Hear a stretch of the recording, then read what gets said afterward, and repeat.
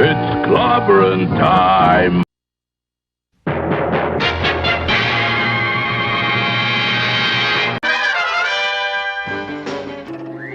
Atomic batteries to power.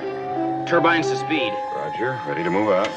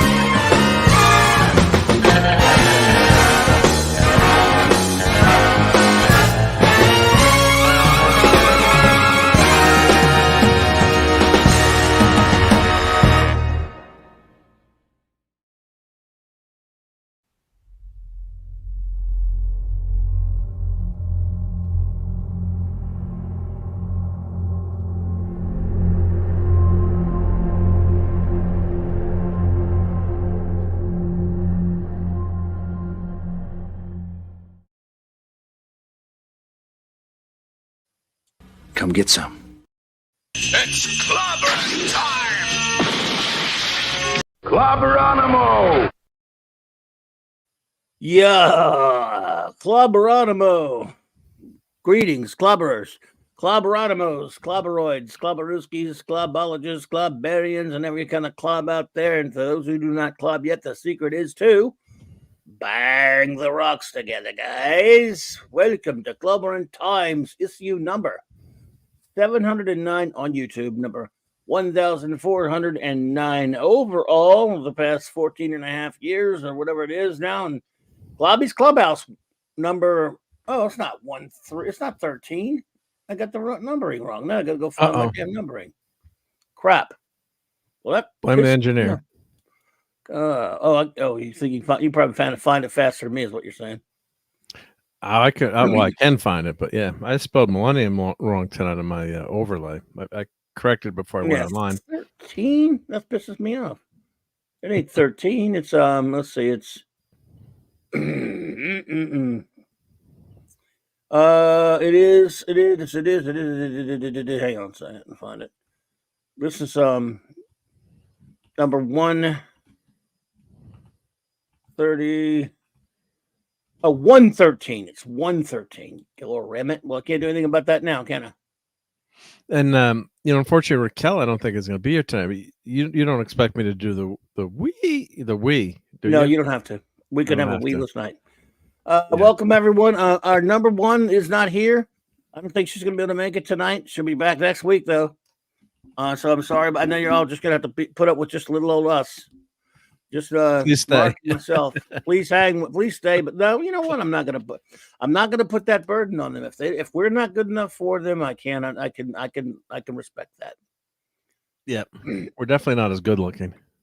Well, no, yeah, we're definitely not. And so no Blake 7 tonight. Like I said, that starts back up in the new year, Ravenscroft.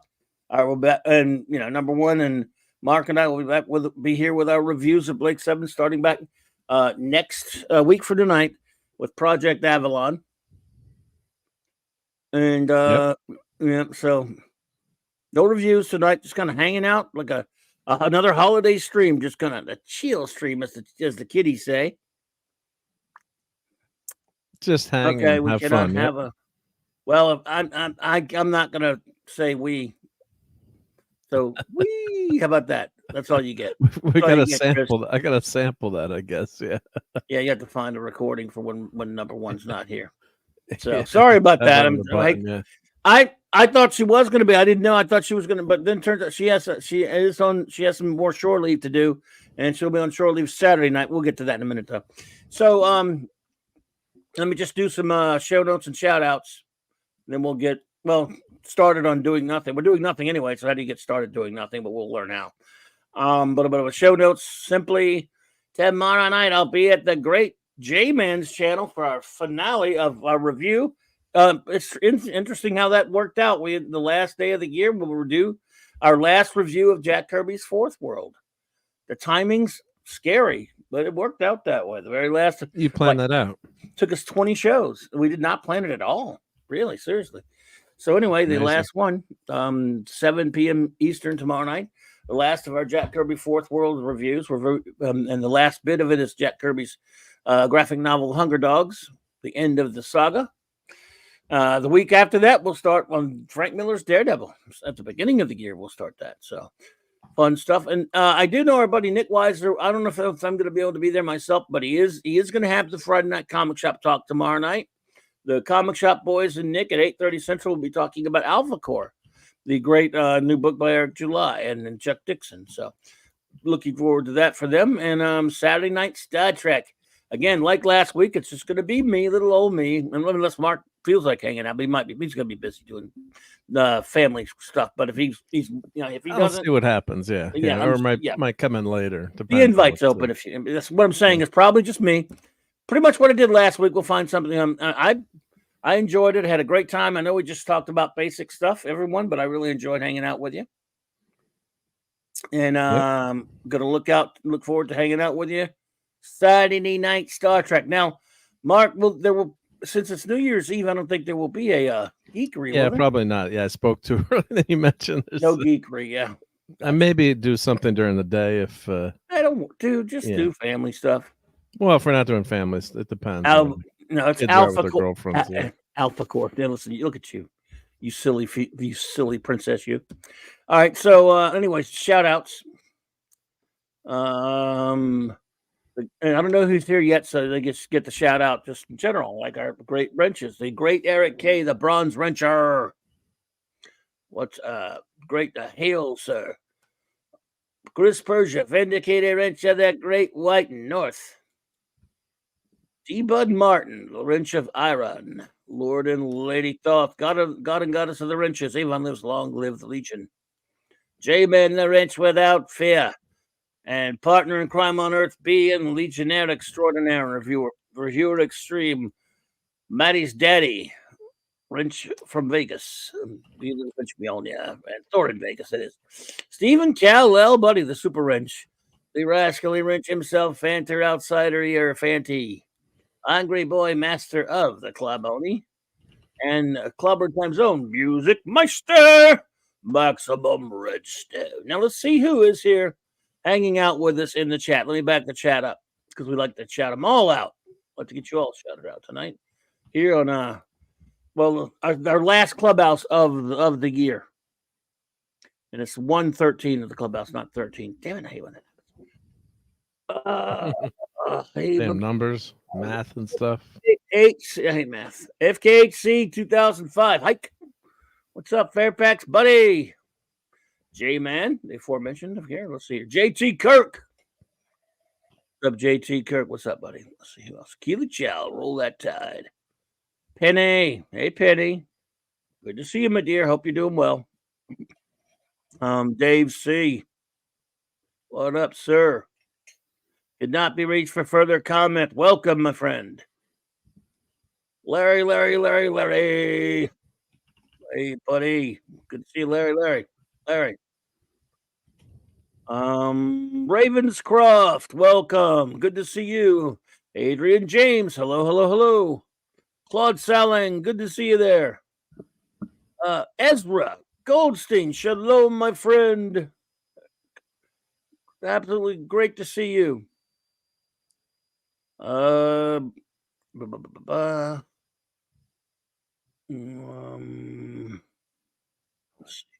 Let's see if there's any more. Hang on. Brogu from my old hometown. What's up, Brogu?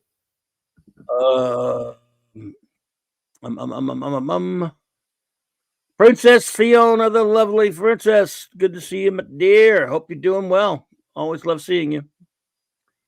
And that is so far. Hail to the princess. Yes, so far.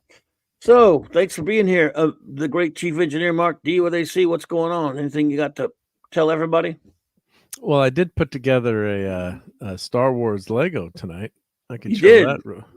Yep. Oh, you got one? You want to show it? I could show it, Yeah. sure, and I can show you how I fixed it. Tetrarch of apathy. Hey. Feel free. Go for it. Yep. Let me make sure I got my camera set to the right camera. Let's see here. At least the Browns are going to win. So, my camera go off? I don't know. Oh, I had the wrong camera. Here we go. No, yeah. Yep. Fiona, yes, she talked about that. She that Alien book, the Disney's put out. That is weird, boy. I swear. Yeah, I can show that too. Yep. Let's see. Yeah. Let me change you saw it. Yeah, Fiona sent it to me. Thank you, Fiona. Yeah, she did too. I saw that when you sent me, Fiona. That's crazy. So here's all right. So here we go.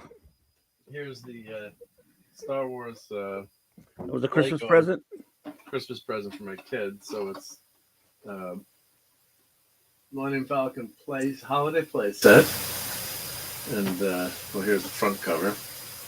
So yeah, it's set 4658, and my kids were worried because it included. They said, "We thought you'd like this, Dad, but we know you don't like the new stuff." So Ray, that's Ray and Finn, Orgs and BB-8. Yeah, but I fixed it. So there we go. Ravenscroft.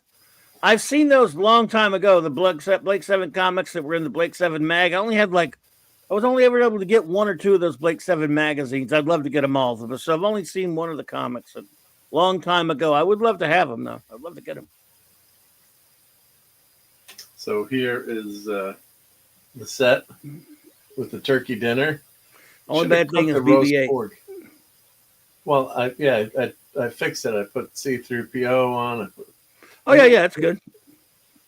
I love BB-8's the least of our problems with them. Here's Yoda.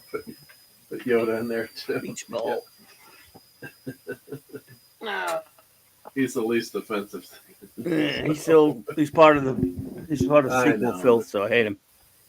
But I like the idea. I think that's a fun idea.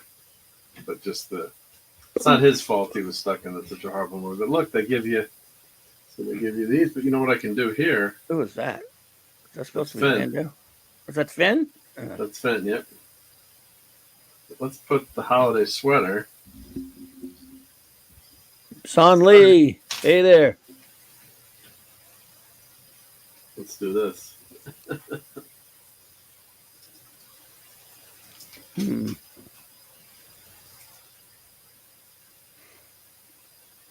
What are you doing? I'm transplanting the holiday sweater. Princess, please feel free to talk about what a dumb design BB-8 is. I'm all ears because I can't stand BB-8. But man, I can't see the chat. Sorry, I'll read it. I know it was derivative. I guess because if you had to pick, I admit it's a prejudice because I hate the sequels. I admit that. That silly Dio robot. But he is a silly idea. There we go. Look, Luke is all ready for the holidays. There we go. So they all got Christmas sweaters. Yeah, well, here, let me. For Han. Where should I put Han? I can do Han in the Christmas sweater. That's the fun thing about the interchangeable world of the Legos. Could not be reached for coming. Got an airlock. Good place for Finn and Ray. Yep, agreed. I mean, what they did to Finn too. I mean, God, they totally squandered his character. I mean, at least he could have become a Jedi. Maybe that would have been semi-interesting. It could have been an interesting character, but they're the idiots that made him a janitor. And they were supposed to get together with Rey, and that never happened. For obvious reasons I won't mention. There's Han Solo. Let's fix this here. Let's go here. There's Han. All right, so put Han next to Chewie. There we go. So fix it. That's my. It's pretty fixed. as my professor of mechanics would say, fix-it. I'll fix it. English wasn't his first language. We loved it. Fix it. So it's fun. Fix it. You have. All right. There we go. Covered a BB-8 for you. Yay, no And more the BB-8. ports. How stupid were the ports, too, right? They're pretty stupid, yeah. I mean, he cooks the pork. He's cooking them, and he eats the pork. He's eating the pork, and then the other pork shows up, and he's supposed to be like semi-intelligent. It's like, why didn't he stop them before they ate? You know, or at least they, they just bad writing. Terrible. It's just, and again, what really sucks about the thing about BB-8, I mean, obviously, I don't like the rolling and the beach ball type stuff, but he's just a droid, so you're right, he's not the worst thing. But the fact is, they were able to make a great character out of R2-D2, a being or a droid that felt like a living being because of its personality, and it never even said a word.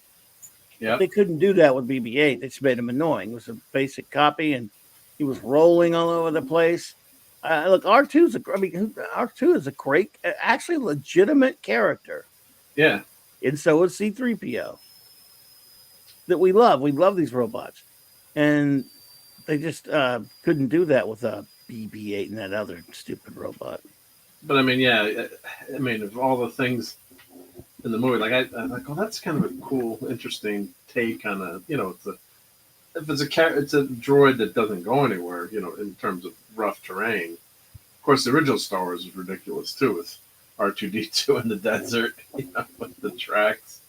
It's not happening. Of course, then they made him fly again after, like, oh, R2 can fly now. Keep flying. Anybody, by the way, anybody out there lurking? Thank you for lurking. We appreciate the lurkers and watching later on a download or a rewatch. Thank you so much. I forget to say that sometimes because I'm senile. But hey, thank you so much. But that's what was so horrendous about those movies. I mean, the third one was laughable. Like, I was in the movie theater laughing at how bad it was. It's like, you really did this? I mean, you're so bereft of planning out your plot that you're bringing back the Emperor now. And, it was just a total sad miss. But thank you to my kids for getting me. Yes, indeed. This is a very nice present. Fun. It was fun, and they even said it. They know you like those. You like those Legos. So. Yeah, I love the Legos. Yeah, so they're fun. They're good stuff. Yeah. It's a big carrot. If it's a carrot. Yeah, the carrot is bigger than the turkey. Your Muslim uncle. Yeah, it is almost as big as the turkey. And I can't see the chat right now, guys. My second desk, so I apologize. No, you're good. You're good. So well, that's pretty cool. Lego turkey. I don't know if it's deep fried or not. But... Maddie's daddy, what's up, brother? Hey, Steve. What's up, buddy? Hope you're doing well. So here we go.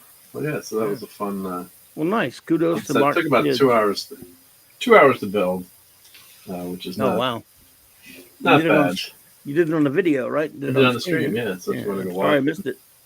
Phantom had an idea. He said, "Yeah, speed it up. Maybe I'll do the fast forward." Yeah. So, but there you go. It's a fun idea. So nice. Glad they did that. Absolutely. Yeah. Yep, we have two Steves here, but no Raquel to sing to them. Sorry. No, you don't want us to sing. Yeah. No. That would be. No, sir, well, especially not that song. Not that song, especially. Yeah. Oh my god! Well, that's pretty cool. What else? Other cool stuff? Did you get anything else cool for Christmas? Oh, I did. Yeah, I got a couple more little. Like I got a Doctor Strange. You don't have to show us what you just want to. No. Yeah, I got. Oh, here I'll show the Jaws. Oh yeah, you showed some of those. You showed them last night. You can show them again if you want to. Yeah. I'm sure some people haven't. Haven't seen it yet. So here's my Hulk smash. There's that. I like your Mardi Gras colored Judge Dredd. Yeah. You do realize those are Mardi Gras colors, right? I do. Yeah. I mean, it wasn't thought out, but once the New Orleans Judge Dredd. Judge Dredd is stationed in New Orleans on Mardi Gras. Yeah. It just happened to. They kind of came out pretty, with the darker to the lighter. Yeah. You never know what you're going to get when you put the stuff in the 3D printer. So agreed, Steven. Star trekking across the universe. And it's such a better place. Under Captain Kirk. Nice. I don't know if you can you hear that or A little bit. let me let me turn the whatchamacallit off the filter off. Yep. Let me get that off. I can hear it slightly anyway. Well, it's the noise cancellation. So here we go. Okay. Is that better? Oh, smash. Yeah, you can hear it a little bit now. Yeah, so if you get mad, you can keep this on your desk. You just go. So if someone starts to talk about new Star Wars, you're just like, oh, and smash hard enough. Indeed, Chris Berger, indeed. I like thank you to my nieces for getting me that. Look at a lot. And those are some of the fun gifts too, I have to say, where there's you're getting like little tchotchkes, they're not, doesn't have to be a $bazillion big present. And I got Jaws. Who recognizes that, right? The Jaws barrels. You said that's a bottle opener. That's a bottle opener, yeah. Nice. I need some I beer. didn't know bottles needed to be opened. They needed bottle openers anymore. I thought they were all just twisters, but I guess some of them aren't, right? I need a bigger bottle. I don't need a bigger bottle. There you go. Yeah. So they still have bottles that you have to use bottle openers for? They didn't destroy the bottle opener industry by making them all twist caps? There's some good stuff where you still need to use a bottle opener. Yep. So I got that. And then let me get the other thing that goes with it. So let me put I got the noise cancellation back on. Yeah. Cool. So here we've got cool. What says Christmas more? Yeah, you need a bigger Christmas, bigger snow globe. I love that. I love that. That is so cool. And it lights up. Yep, lots of local beverages and homemade stuff. I know. It's just I just don't see them that often because I don't drink any of that stuff. Fiona. Although I think I think IDW root beer sometimes needs a bottle opener. No, they made it where you can twist those off now. I can just tear them off with my teeth though. If I drink beer, but I don't.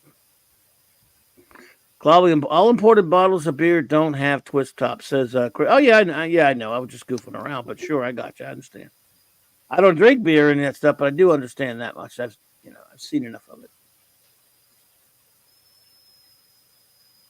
Boom, boom, boom, boom, boom, boom, boom, boom, boom, boom, boom, boom, boom, boom, boom, boom. Pretty darn good, I gotta say. Yeah, that rocks. But I love it. So my brother-in-law gave it to me. He's like, I want one now too. Oh man, when I found that, I should have bought two. I don't know where he found these, but it's pretty awesome. Yeah. Sorry. Bang the camera. That was not a shark attack. I got a Christmas present. Oh no, I'm just kidding. No, I did get one. Remember I told you I got one in the mail. Yeah. Oh yeah. Oh, Minimus gave me one. Uh-oh. I can't count my mom and dad, but they did give me a jacket or something. Well, I think they gave me a jacket or something, but yeah. But Minimus gave me an omnibus. Ooh. That jerkweed. I told him not to. Told him not to. You returned it. Yeah. Hit him over the freaking head with it. And some DVDs he didn't want anymore. I don't like getting presents because I'm no good at, can't afford to give tons of them out, so I don't like to get any. But I've got, some nice ones before, but. Yeah. Local shop that bottles their own cream soda and cherry soda. I want some cream soda. No twisting, eh? Well, that's good. We would not want bottle openers to be obsolete now, would we? Especially when you can get cool bottles openers like that. So. Oh, smash! Nobody serves the Hulk. Remember his voice on the old 60s cartoon, Hulk smash. Or the way Grundy would say it, would quote Solomon Grundy gonna smash Super Friends. Yeah. My house still has a bottle opener mounted on the kitchen door jamb, sealed in several layers of paint. Says could not be reached for the comment. There you go. Now you're talking. Oh, that's what it came in.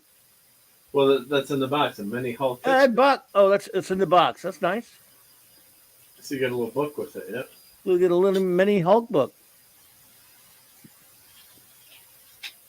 Oh, I like it. I like it, Princess Fiona. Somewhere I have an Enterprise bottle opener in the shuttle bay is the hook. I like it. I like it. Look. Hulk's of a different color. You are obsolete, TT. I'm definitely obsolete. Solomon Grundy wants pants too. I've seen that one, Steven. Blue Hulk. Screw the Blue Hulk. Got some moderny dribble in there, don't they? Yeah.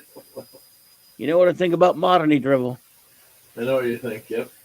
Don't like me some moderny. You got more colors than the than the Green Lanterns. Yeah, they got all different colored Hulks. I'm like, come on now. Gray, green, red. That should be about it. Should be it. That's a great classic cover. I think that's 102 where he got his. That's when they changed Tales to Astonish into Hulk, and they kept the same numbering as Tales to Astonish, which is why there's Hulk 1 through 6, Volume 1, then Hulk 102 on up when it became Incredible Hulk again. So, yeah, Hulk is a weird number. That cover. It's a weird numbering because they took over Tales to Astonish's numbering. Back then, they did that sort of thing. Yeah. Which is better than giving number ones every 5 seconds. What was Iron Man in Tales to Astonish too? At one point? Tales of Suspense. Which has a suspense actually. Yeah. Tales of Astonish was Subby and Iron Man. Subby and Hulk.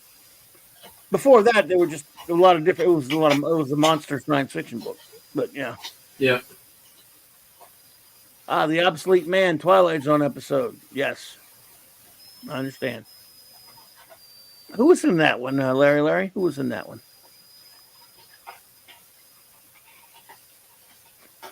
Ravenscroft says, remember when She-Hulk was cool? I was never a big She-Hulk fan personally, but I know what you mean, Ravenscroft.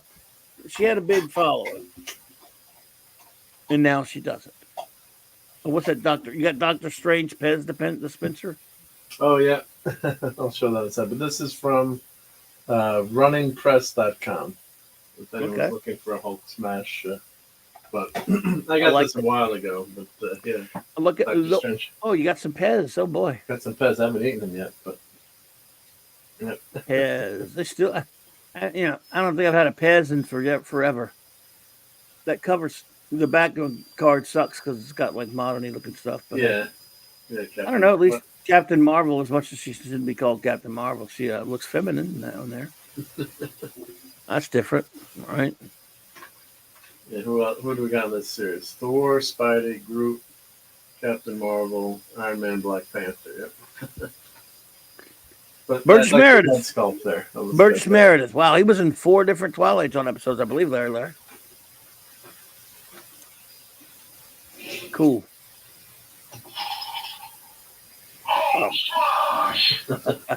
So let me. I can also check. I can go grab a few things. See what it'll be fun to show. Did you get any other stuff? Oh yeah, I got some other stuff. Yeah, and I also got a gift card. So. Gift card. Yeah, so I ordered.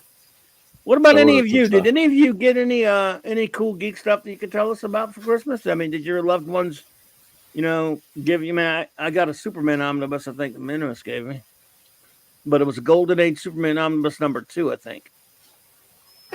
Nice. which is a big sucker, and he shouldn't have done that. He shouldn't have done that. What a jerk. No, yeah, jerk. Can't believe friends giving other friends Christmas presents. You probably should he should know better. Him. Yeah. Shouldn't do that. But yeah, that's what I'm saying. See that? I'm glad you agree with me. Yeah, friends. So friends gifts. Yeah. Yeah, asshead. What an asshead, right? But let's see. I brought my girlfriend a Julia Hoffman T-shirt. Says Ravenscroft. Okay. Julia Hoffman. I know. I should know who that is, right? I'm sorry, Ravenscroft. Do you know who that is, Mark? No, I don't know. No. I got it. I must admit. Hey, Don, what's up, buddy? I must admit, Ravenscroft, I'm not sure who that is, but that's just me being a dummy. You can tell me, please. What is up, Don Ranger Powers? Uh-oh, Maddie's daddy is cooking broccoli soup. Oh, Dark Shadows. Oh, wow. She's from Dark Shadows. Damn, I should have known that when I'm embarrassed. Thank you, Ravenscroft. Cool. I have not watched Dark Shadows in a long time. I know our buddy Maddie's daddy. He's a Dark Shadows fan, though. David Glenn, welcome. Good to see you, my friend. What about you, Maddie's daddy? Did you get any cool prezzies? Any prezzies? I hope so. Anybody out there? Did you get any prezzies?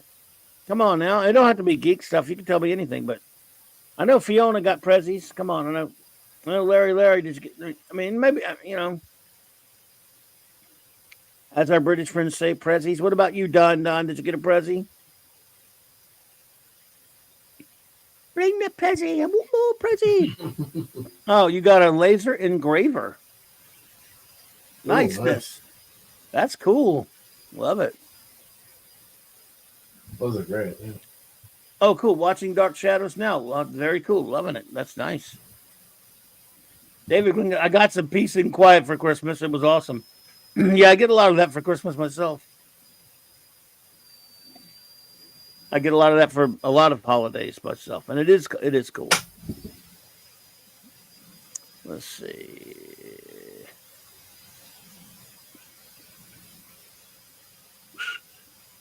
Well, let me go see what I have in the other room. I'm going to mute myself for a second and see if there's anything fun that I can show. I'm sorry about that, Steve. Dude, damn.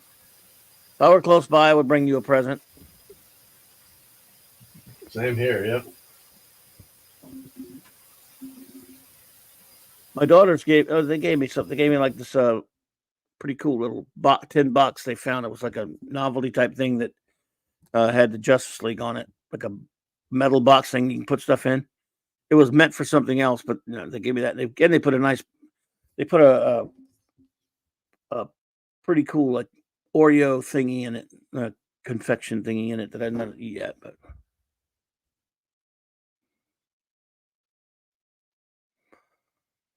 Kadabi Reach says, this past year, I finally went through Dark Shadows from the very beginning. Wild ride. Wow, that's a lot of episodes, Boone. That's a lot of episodes. That is a lot. Let's see here. Yeah. Hey, Kitty Bear. What's up?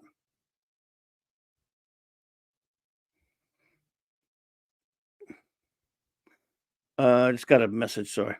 Kitty Bear, welcome. Good to see you. No present for 37 years. I'm sorry. Wow.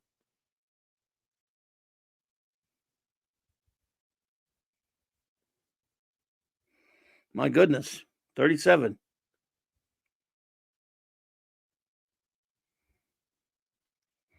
Let's see.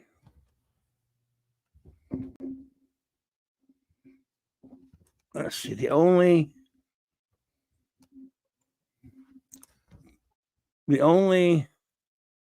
Christmas gift I got was my Seattle Seahawks victory in Nashville. Okay, fair enough. That's a good one. Steven says, the best Christmas present I got this year was spending time on both Retro Blasting's Christmas live streams during the day and your Christmas live stream that evening. Wow, thank you, Stephen. I'm honored and I'm touched. I don't know what to say, but I thank you for that. Thank you.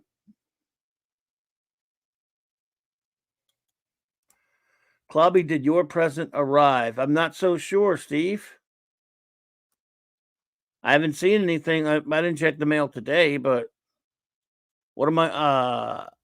Will it have your name on it? I got something in the mail from somebody that I don't know the other night that I was going to mention in a second. Let's see. Doc Shadows was shown at school. Let's see, make sure I'm not missing any.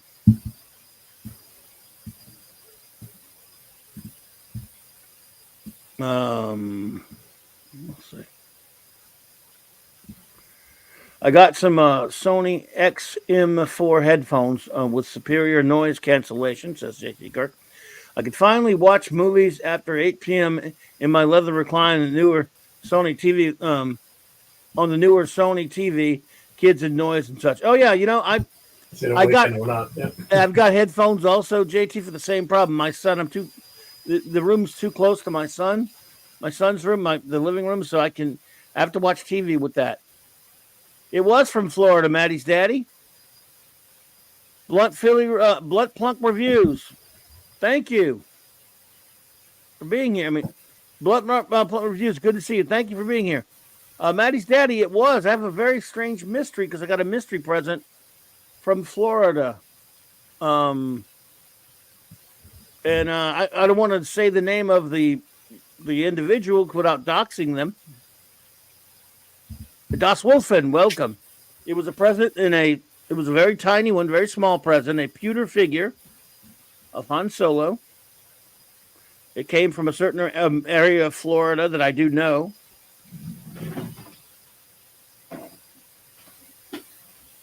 You don't know who it was from, though, correct? I don't know the person, but I have the name. Oh, you do have the name. Okay. Steve, if you could text me the info on that, like who it's from, that name, and I'll confirm if that's the right one or not, because I don't want to say anyone's name on the stream. That was from me. I guess you forgot to write that it was from me. Okay. Oh. That's from you. Well, who is that person? A friend of yours, Steve? Obviously. If you could text me her name, because the name's on I just don't want to say it online, you know what I'm saying?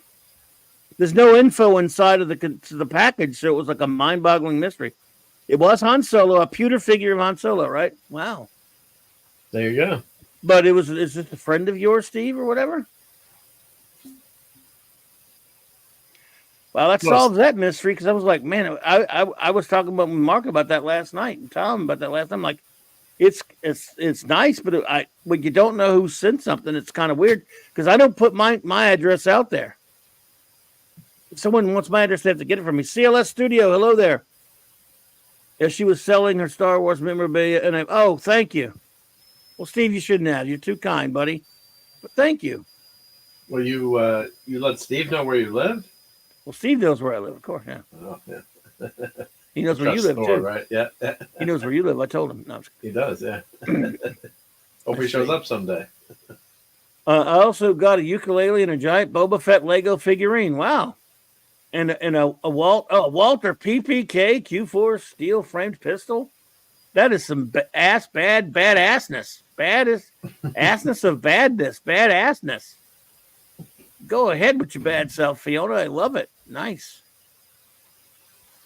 No one's gonna steal her Christmas presents.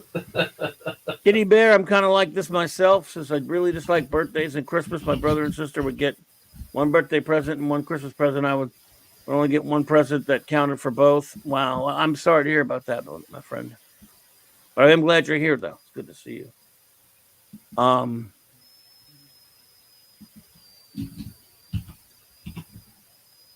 Well, James Bond, favorite gun, the Walther. So, Steve, that lady was something you just saw online, or that's a friend of yours? Because I know you at one point lived over there. Yeah. Well, anyway, thanks, Steve, buddy. I appreciate that. It's very. I feel a lot better knowing where it came from. That's right. He slept on my couch many times. But those aren't pillows. No, just but kidding. we know you. Just kidding. But, Just kidding. but we know you must have a way better couch than I do, Mark. A former student. Okay, so you know her. Okay, well that's cool. Well, give her my regards and Merry Christmas to her and you, buddy. Thank you. You're too kind. Thank you so much, man. I will cherish it. And now it feels better to know where it came from. I was just kind of not freaked out, but I mean, I don't give my I don't have a PO box like a lot of people. So when people want to ask to send me something, I always, I just have to give them my regular address, and and I've gotten a few things for some people. I got much needed clothes due to weight loss. Oh, cool, Das Wolfen. Excellent. Congrats. Movie theater gift card, as well as other gift cards and a couple of Funko Pops that I needed for the collection. All right, there you go. My cousin's birthday was in December, and parents would give one gift for both. He didn't like it either. Oh, yeah.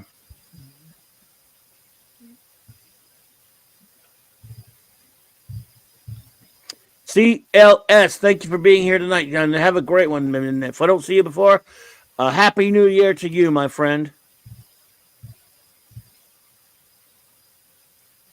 He says, Claude publishes your address for all to see. Well, that would figure. Rats. That would figure. What are you doing, Mark? You picking up stuff? You getting stuff together? Oh yeah. So I was waiting while we were talking. Yep. So here's the box of the Jaws opener. That was Das Wolfen who had the weight loss there, but congrats, Das Wolfen. This is not a toy. My girlfriend had a wallet made for me, Esty, with Godzilla and King Ghidorah from Godzilla King of the Monsters. Nice. Niceness. So who makes this? What you got there? Oh, let me see. Well, if someone wanted to buy it, let's see. It's made by Factor Yent. I didn't get a good look at the front. I don't even know what it is. It's this. It's the. Oh, is that what that is? That's a big box. Okay. Yeah, that's the box for this. So if anyone was trying to find it, always got to do the enabling. So it's barrel opener. They'll certainly know that UPC code. Yeah. Or no. So there you go. So that's that. Oh, now that's my Funko Pops in the other room that I got. I got to get those. I got Funko. I did get a couple of Funkos. Gotta go grab it. Nice. I got Ghostbusters 4K, so I own like 6 copies of this movie by now. But yeah, here's the 4K version. Love it. Great movie. Love me the 4K. Greatness. Did that come with a Blu-ray copy too? Let's see. I think it does. Yep. How much is the 4K these days? Well, I think it was on sale for $10. No kidding. Well, that's cheap. Yeah, so most of them come with the Blu-ray and the 4K together. Yeah. The disc doesn't cost anything to make pretty much. So nice. Most of them come with, and you get the free digital copy. Then I got perfect just in time for a Toxic Tuesday. Oh, yeah. There you go. First Blood in 4K. There you I'll go. have to watch this, and does this come with both? Yep. Let's see. Won't show my digital code yet, but yeah. So you get the Blu-ray, and you get the 4K Ultra. This is pretty cool. Nice. So yeah, we're going to be doing X-Ray Girl is going to be on next Toxic Tuesday. We have a visitor. Oh Who's my there? goodness! Guess who's here, folks? Number one. What you doing here? Hey! Merry Christmas, Happy New Year, and I think Chris Persia, if you're still here, there we go. Now we got the Wii. What you doing? Hey, you. Good to see you. Love you. I missed you guys. What are we talking about? Oh, we're not doing anything in We're particular. just doing Christmas presents. We're showing some stuff. Oh, cool. And that's a great Christmas surprise there. Having you pop in. Love you. I'm so glad to see you. I love you so much. Yeah, I just love you so much. Thank you, Blunt Plunk Reviews. Well, 11 months, almost a year as a clubhouse, the place to be. Well, thank you for that. Oh, yeah. Thank you Well, so much.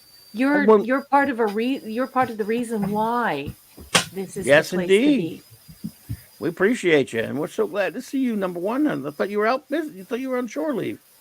I was on shore leave, but I can't leave my buddies. Oh, look, we're glad to have you. I sent the link then just in case. I didn't know whether you'd be able to make it or not. Which, of course, we're glad you're here. But we understand if you were out celebrating. I hope you've been having wonderful holidays there.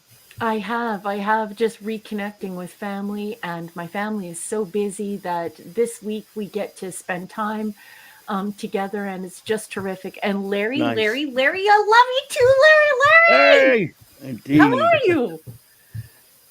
Seriously, I learned a lot from you guys and applied it to my own channel. Well, Thankful cool. for you guys. Well, thank you, Blunt Philly Reviews. I'm honored by that. Thank you. And and of course, anytime I can help with anybody and anybody with a channel. Not that I know much of anything, but if you can ask me anything, if I can help, glad I can.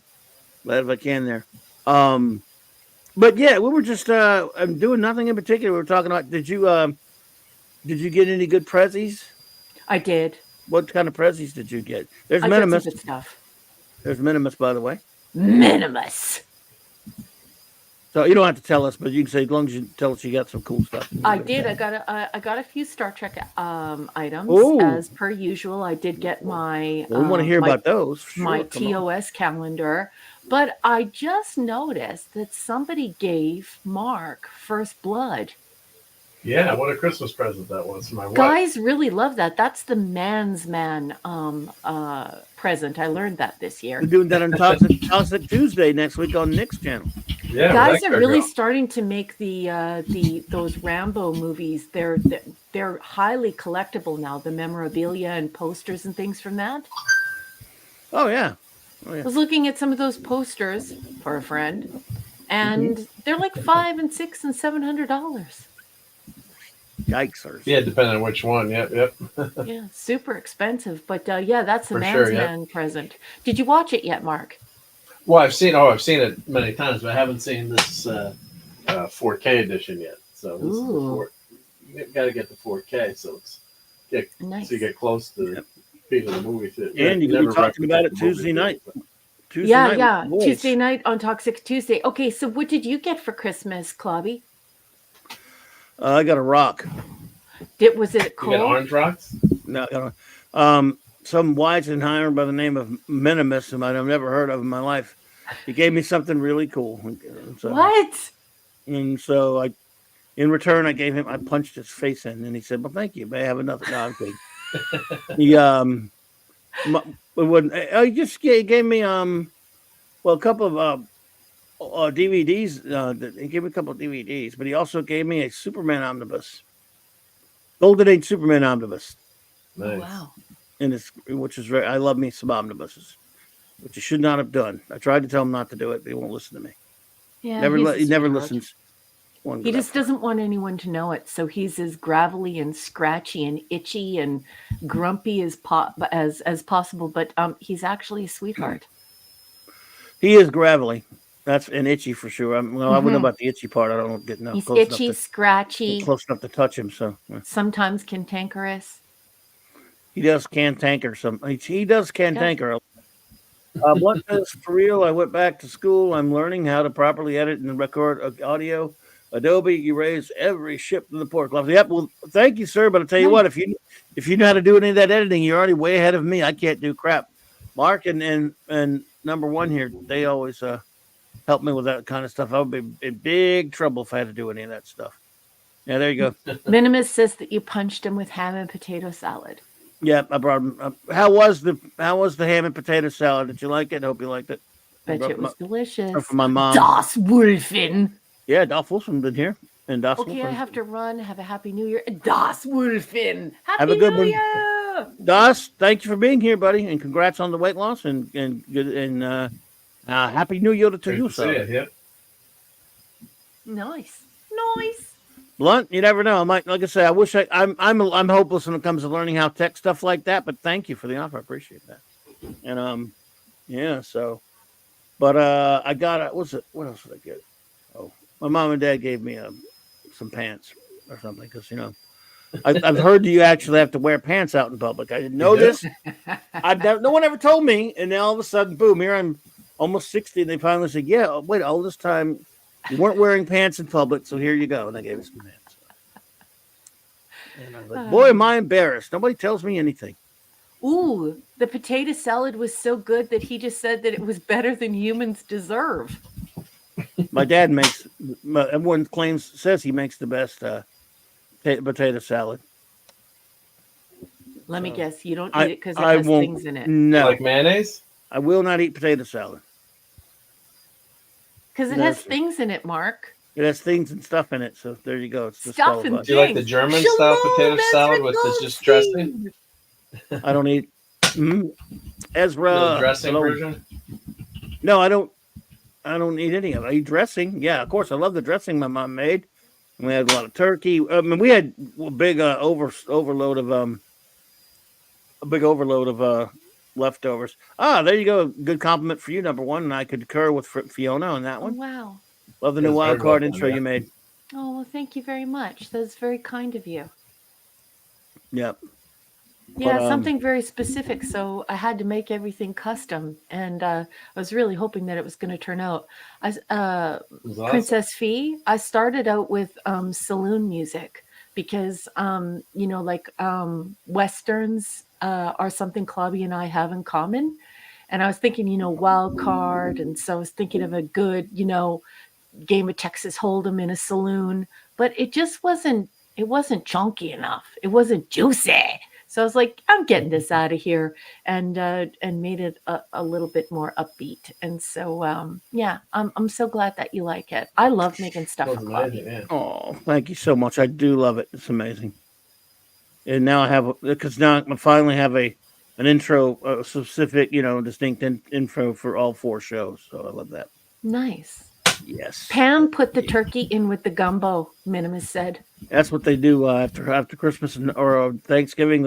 Whatever's left over with the turkey, they make turkey sausage gumbo. Wow. Gumbo, yeah, boy, it was some good. I want me some gumbo, y'all.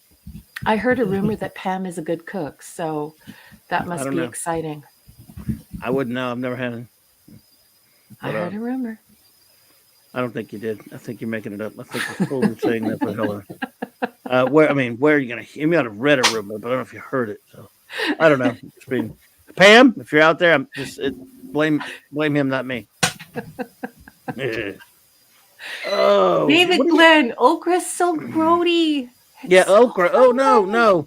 I don't like. I will not have it with okra, David. But a lot of people do put okra in it. That stuff is so slimy when you cook it. Ugh. What the hell are you doing, Mark? Wait a minute, what am I doing? I don't know what you're doing. Big whistle. You have a big whistle on your microphone. Don't you have your crisp on? Oh, I do. Actually, the cat was trying to get into the room. My daughter's cat is here. You're so doing you hear stuff. people talking. Sorry, I do have it on. That's okay. You were doing something back there. I don't know what. No, her paws came under the door. And then, she's Bring a her cute in. little kitten.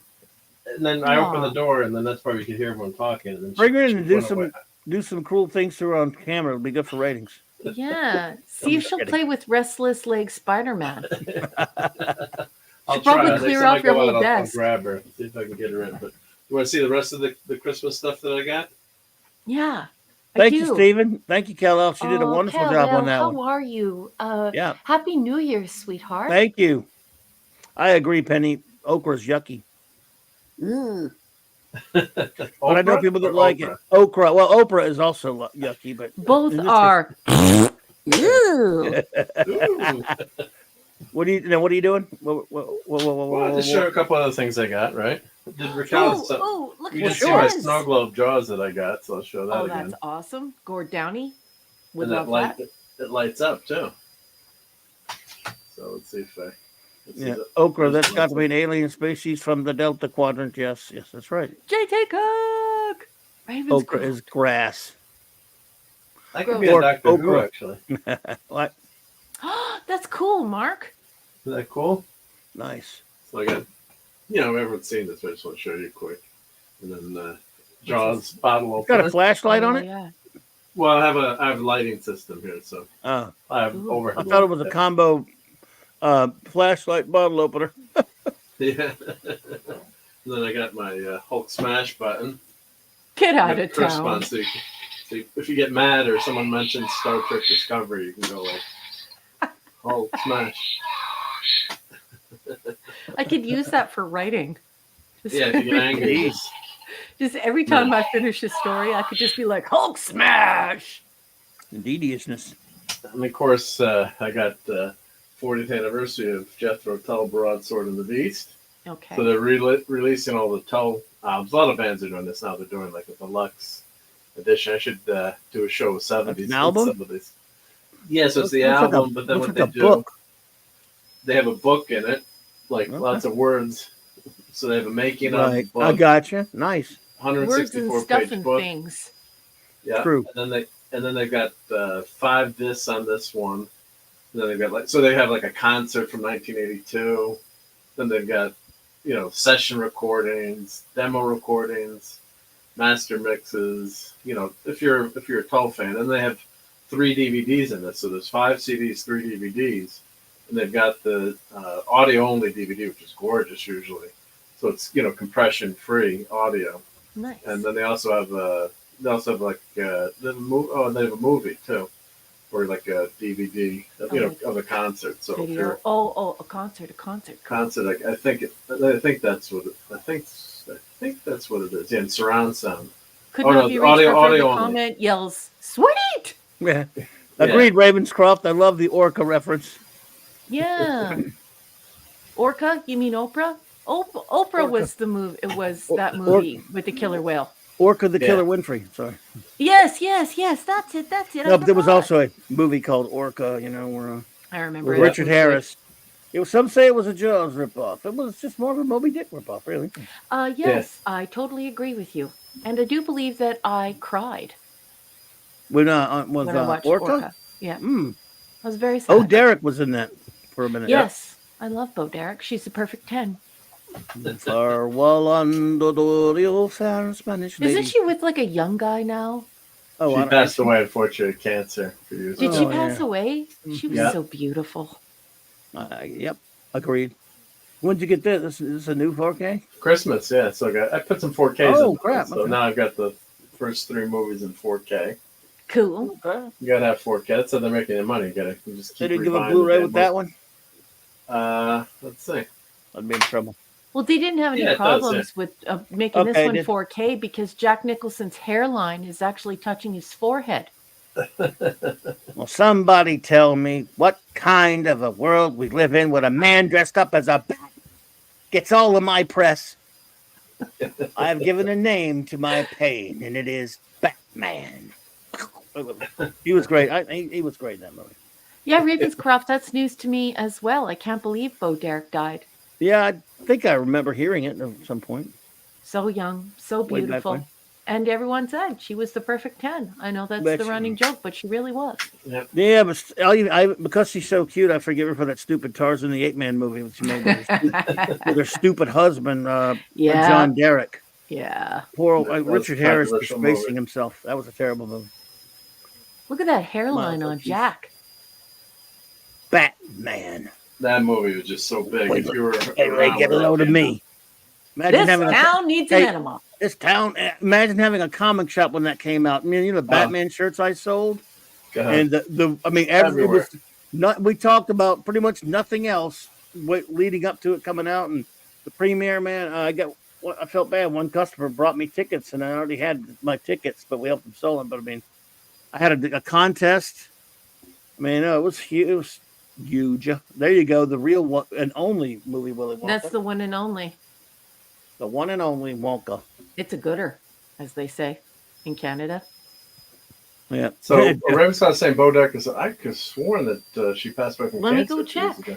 You guys know I don't I mean, I hope normally she's not, but Google or DuckDuckGo when I'm on the show. But let's Still go see. alive. That's not. Look, I was going along because he said it was, and I go, man, maybe No, it's I you. guess- Yeah. unless that's an alternate reality where Dolly's still Derek. in braces. Is there a but glitch in the Matrix for you? Oliver Belamonte. She's She's 67. 67. She's alive. Thank you. Well, who the heck am I missing? Maybe I'm mixing. God, even at I'm mixing up with 67, Farrah have you Fawcett, seen her? maybe. Have you seen her? The No. 2002 or 2022 picture on Wikipedia here. Miss Strahl Niblick, welcome. Lady can still stop traffic. She's so gorgeous. Really? Beautiful girl. So, why did you think she was dead? You must have just couldn't. I may mix up with Farrah Fawcett. I apologize. I'm sorry, Bo. Farrah Fawcett died much longer ago, but yeah, there you go. Maybe that's why I was Sorry, everybody. Please tell Bo we didn't mean it. Yeah. You can send shin kicks to Mark. You can also rover him if you would like. Membership has its privileges. My fault. I went along with it. Look, my memory's so shitty these days. If you tell me somebody died, like for example, Tommy Smothers, best the other way, he was in his 80s. I thought he died in the 80s because I forgot. I think it was, his brother died. The Smothers brothers, the other one, but not Tommy. I think his brother died. What was his other? Tommy Smothers, and what was his other brother's name? His brother's anyway. Smothers brother's name. Yeah. The other one passed, so I hate. I don't mean that in a bad way, but I thought he'd already passed too. Yeah, she's with that John Corbett guy now. Who? That guy who was on that show about Alaska, I think. Oh, okay. Well, anyway, yeah. God bless. Yeah. Bo Derek. She's never going to talk to me again. Yes, she was about to call into the show, but now she's pissed off. But now that's it. Dick. This is one of my favorite movies. Claude thinks it's amusing to put the word "dick" in the chat room. Yeah, we get it. Could not be reached for further comment. Is requesting Mark's agonizer. Your agonizer, please. Yeah. I deserve it. Yep. Oh, let me go get my Funko Pops that I got from the kids. You didn't get Funko Pops, really, did you? I did, yeah. Well, my kids got them from me. I got to go show them. I'll be right back. Okay. Your agonizer, please. Much trouble finding it. Dick is still alive. Clobbering times, Dick. Oh, Dick Smothers. Okay. Yeah, but see, you could have wrote Dick Smothers, but he thinks it's funny to write Dick. Yes, that's because that's who he is. He's itchy and scratchy at the same time. Minimus. Yeah, I know it's Dick Smothers, ass chopper, but you put Dick in purpose. You could have put Smothers. Let's be honest. Well, he's doing it on purpose. I'm glad he's still alive. I killed him. We're killing people on the show tonight. It's true. Everyone on the show is being declared dead. Look, I've never done the show having a cocktail before. Oh no, I've done the show a couple of times where I've had champagne, but yes. Maze! Oliver Belamonte. Well, I'm glad Dick Smothers is still alive again. Why? I don't know why I thought he was dead. I can't give you a good reason. Mistral Niblick. Hey, Mistral. Let's see. At this point, I'd just be easier to install an agony booth for you to go into each time to time. Oh God. Oh boy. Dick Smothers is the name. Did you really just make the noun and the verb joke? Minimus. Yeah. You need to be rovered. Somebody rover Minimus for me in the chat. Thanks. Make them wake up on a beach. Oh, I've had enough of these people. Get those nerds! Nerds! What? Crazy. Crazy. Is because you're a dumbass.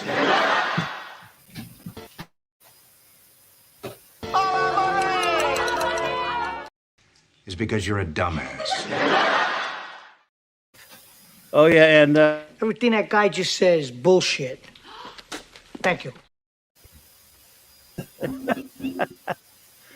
Dick lives. He's 85. Thank you. Oh, Minimus. Thanks. See what you started, Mark? Jesus Christ, man. With murdering. You murdered Bo Derek, and now you're showing Funkos. This is cute. You should see, by the way, everyone, Michael, the great Michael French of Retro Blasting, love you, dude, by the way, Happy New Year, has a wonderful new video he came out with last week that puts into perspective purposely what Funko Pops are. Brilliance. Pure brilliance. Retro Blasting rocks, everybody. Son Lee. Cool. That is Son Lee! And yes, Bela Lugosi is, in fact, dead. Glenn, David Glenn, for sure. That's that I can that I can attest to. And what did he wear in his casket? his cape. Right? Yeah, they dressed him up. Yep. Yeah, his Dracula cape. Yeah, he wanted that. Yeah. Adrian James, we have lost a lot of big stars True. this year. And if it were left up to Mark, we would have lost a lot more. Yes, sir. Sorry. Minimus wants to Mark- know if there's a Funko Pop of Bo Derek. Yes. He's dreaming about that. Anyway, I love I'm that. sure there Funko is. Pop. And then look. Yeah, look Raquel like- Welch, we lost, damn it. Oh, man, I loved her. She was wonderful. Look how cool this is. Oh, my God. Agent Carter. What if? And it's from Mom, too. It's like Doc Strange Mom. It's not even from, like, the that What If thing. Oh, Multiverse really? of He was Madness. also wearing his Dracula ring? I did not know. Yeah, that. oh, his ring. Okay, cool. So here's who's in the set. Yeah, Dead Strange. Did you ever see that movie, Ed Wood, number one? No. You should. Brilliant Did like movie. that. I will And write Martin that down. Landau won the Academy Award for playing Bela Lugosi in that movie. And the movie's in black and white from 1982. It's my favorite Tim Burton movie. What's it called easily. again, sweetheart? Johnny Depp is in. It's called Ed Wood. Ed Wood was the worst filmmaker of all time. He made these movies like Planet 9 from Outer Space and Glen or Glenda and Robot Monster and stuff. They're considered like the worst movies ever, right? Mhm. And it's a movie by Tim Burton about, Johnny Depp plays Ed Wood. And it's about his friendship because he became friends with Bela Lugosi because no one would really use Lugosi because he was a drug addict. And he put him in some really bad movies before he died. And Martin Landau plays Bela Lugosi. The movie's brilliant. The Comic Vet, welcome. Happy New Year. I will Yeah. watch that this evening. You should Good see evening, it. The Comic Vet. I don't know if you have access to it, but it's a wonderful film. And the thing is, someone made a great point. Someone said they make all these biographies about great filmmakers and they stink. And they make one about the worst movie of all time, and it's brilliant. Mm-hmm. 1994, great movie. True. I bet wager that modern day Hollywood writers are giving Ed Wood a run for his money. Yeah, because they're bad. He was the worst. He made some bad movies. I don't know if you've ever heard of Plan 9 from Outer Space, but yeah. No. It was pretty bad. Pretty bad. Not historically accurate. Lugosi versus Karloff, but I don't know. You saying Lugosi wasn't pissed off at Karloff, Ravenscroft? Because that was a great scene when he talks about him. Martin Landau's worth the price of admission. The whole movie's great. Martin Landau is just so good as Lugosi. That is amazing. Yeah, and he doesn't crash any eagles either. Yeah. Right? I love him in Space 1999. Pull the string. He won the Academy Award for this one, and he richly deserved it. And that was the year he was against a lot of big names too. I mean, oh boy, Event exclusive. Minimus. what? That's a line. He's paraphrasing a line from the movie. Oh, Wow. I can't. I was about to say the whole line, but they can't really do it here. don't do it. Carlos, sidekick. Okay, I was about no. Don't do it. Don't do it. I want Don't to say do the it. line so bad. I know because I usually say it when. Yeah, but you don't want to affect your advertising. No, we did that last night. Yeah, you don't want to do that. Oh, Were you we being did- bad last night? No, Tom was, but I didn't mind. Oh, okay. Aluminum Tom was pie plate bad. flying saucers. Yes, Larry. I love aluminum pie plate flying saucers. They're my favorite shape. Oh yeah, this. So you've never seen Plan 9 from Outer Space? Mm-mm. Oh my God, it is. It's bad. It was once considered the gold standard bad movie of all time. Oh. But there are worse movies, believe it or not. But Manos, the Hands of Fate. The Manos, Marvels. Hands of Fate. Eternals. Yeah, Turtles. I think we need a stage intervention with Martin Beaton and Justice Funko of this. I'm embarrassed that Funko's on this show. Tom was he was, but we love Tom anyway. How come you sound like you're in a fish tank? Yeah, you just went underwater there. Who?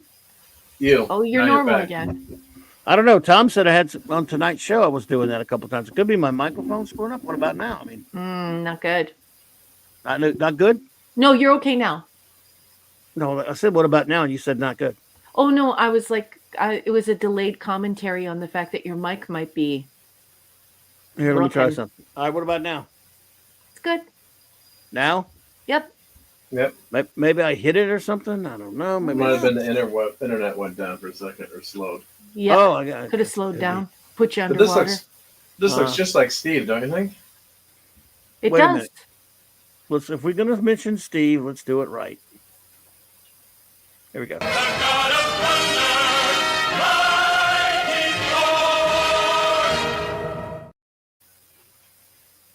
Agreed, Ravenscroft. If you're referring to Ed Wood, that's my favorite. That's my favorite Tim Burton movie.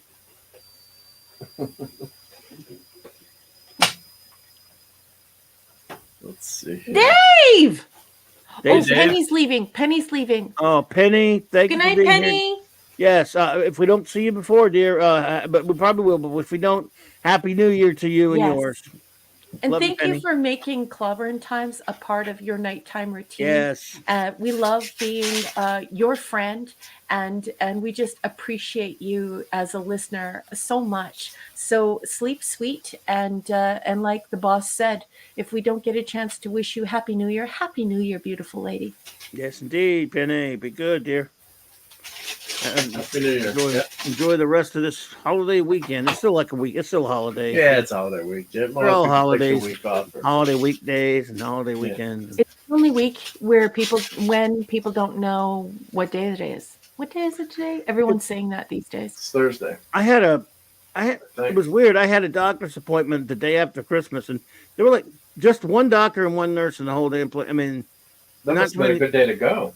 It wasn't crowded. It's never crowded that much when I go. But I mean, and they had like a couple people at the lab, but there were people working, but nowhere near as much and nowhere near as many patients. I'm like, man, why be bothered being open the day after Christmas? And of course, they didn't disagree with us. But and now I got to go tomorrow. Hope it isn't crowded tomorrow. Larry says it's a day, and Princess Fee fi fo fum. I smell the blood of another Irish woman. I'm curious about your thoughts. Amazon Alien Century Studios, Little Golden. What's going on? What's that? Yeah, we'll take a look at that. Yeah, thanks for reminding me, Princess. Now that we have a number one I have here. it ready to show. Yeah. Yeah, Mark has it ready to show. So yes, I would like to know what she thinks about that as well, Fiona. So we'll be on that as soon as Mark stops trying to make me show up with Funko. My kids gave me those. Come on. Yeah, I know, but I'm not knocking them. I'm knocking you. I'm not sure, Glenn. They don't know I'm not better. American. You do. I wish I could tell you. By the way, your kids gave them to you, so you have to take them. I'm just saying I'm glad my kids don't do that to me. They do. Yeah. Now watch it. One of them's going to give me a Funko next. Yeah, I'm going to tell. I'll give you. I love this. Ravenscroft has to scoot as well, everyone. He says, I'm out too, folks, working in the morrow. If I don't see you beforehand, Happy New Year to all. You've made this year a lot better for me. Ravenscroft, kiss your girlfriend's cheek for us. Thank you so much for joining us. We've enjoyed your company immensely. We're so happy to have you as a part of our crew on Clobbering Time. So all the best to you, my wonderful friend. Sending you a very warm hug. Good night, Ravenscroft. Happy New Year, my friend. Good night. Good night. But yes, by the way, Mark's kids, I'm just kidding him. I'm just razzing him. You please give him all the Funkos you want. Just never tell my kids to do it to me.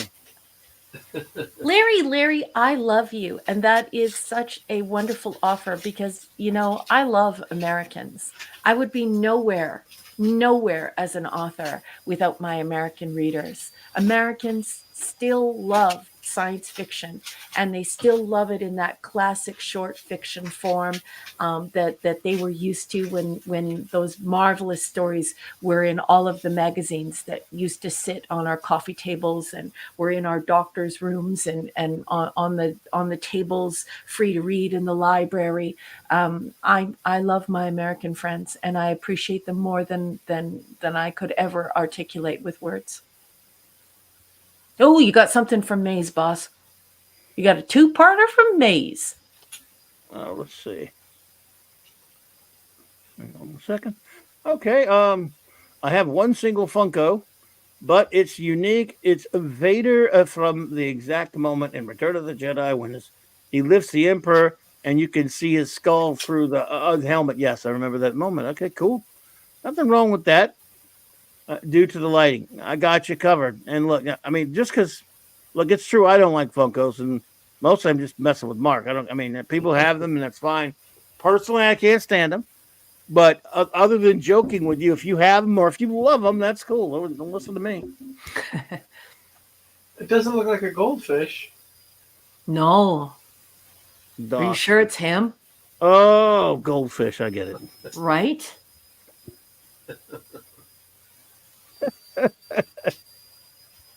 Go ahead and show the picture. You'll see what I mean. It looks identical. I think we took that one off. All right. So, by the way, for those who don't know, she's talking about Benedict Cumberbatch. She's not a fan of. She thinks he looks like a goldfish. He does look like a goldfish. And worst of all, I don't even watch The Simpsons, but I know about that weird blinky fish or whatever, where it's like it has 3 eyes. Or no, its eyes are just super far. Oh well, radioactive fish. Yep. He looks like the fish.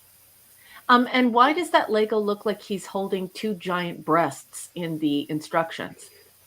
Well, are those chesticles? Those are magical spells. Magical spell things. Those are magical. Those are magical chesticle spells. No, they're energy beams. Thank you. Yeah, but beams. You said head beams. They're energy things. Yeah, that's what I was thinking. I didn't even think of that until, of course, someone had to go there. I would not have thought that. I wouldn't even come. Yeah. What I mean, Dr. Strange would never cast the spell to spell of enlargement. They're also very firm. They are. And it's cold outside. Benadryl cucumber patch, says David. Good one. Is it cold in here? Why would you disgrace Doc Savage by making a Funko of him? Don't do it. We don't need a Funko of Doc Savage, dummy. Benadryl cucumber patch. Larry. One of the best bitch slaps of all time. What you mean? Oh, that. Crazy. Crazy. Crazy. Yes. Yes. Such meanness. I like Paul Foster. It's wonderful. We love Paul Foster. Straker just lets him have it. Little bitch. Well, Straker is cooler. Yes. Everybody likes Straker the best, of course. I mean, that goes without saying. Get out of town. We love Straker. They have to love Straker first. First and best.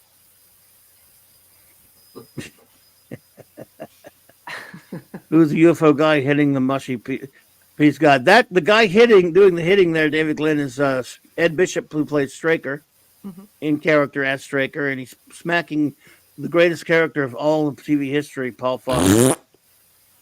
Raquel loves Paul Foster so much, she's got like pictures of him hanging on her wall. No, he's the president of the fan club. He's president of his fan club. She loves the show, but she doesn't like one of the characters. We don't understand it either. She doesn't like Paul Foster. Here's the problem.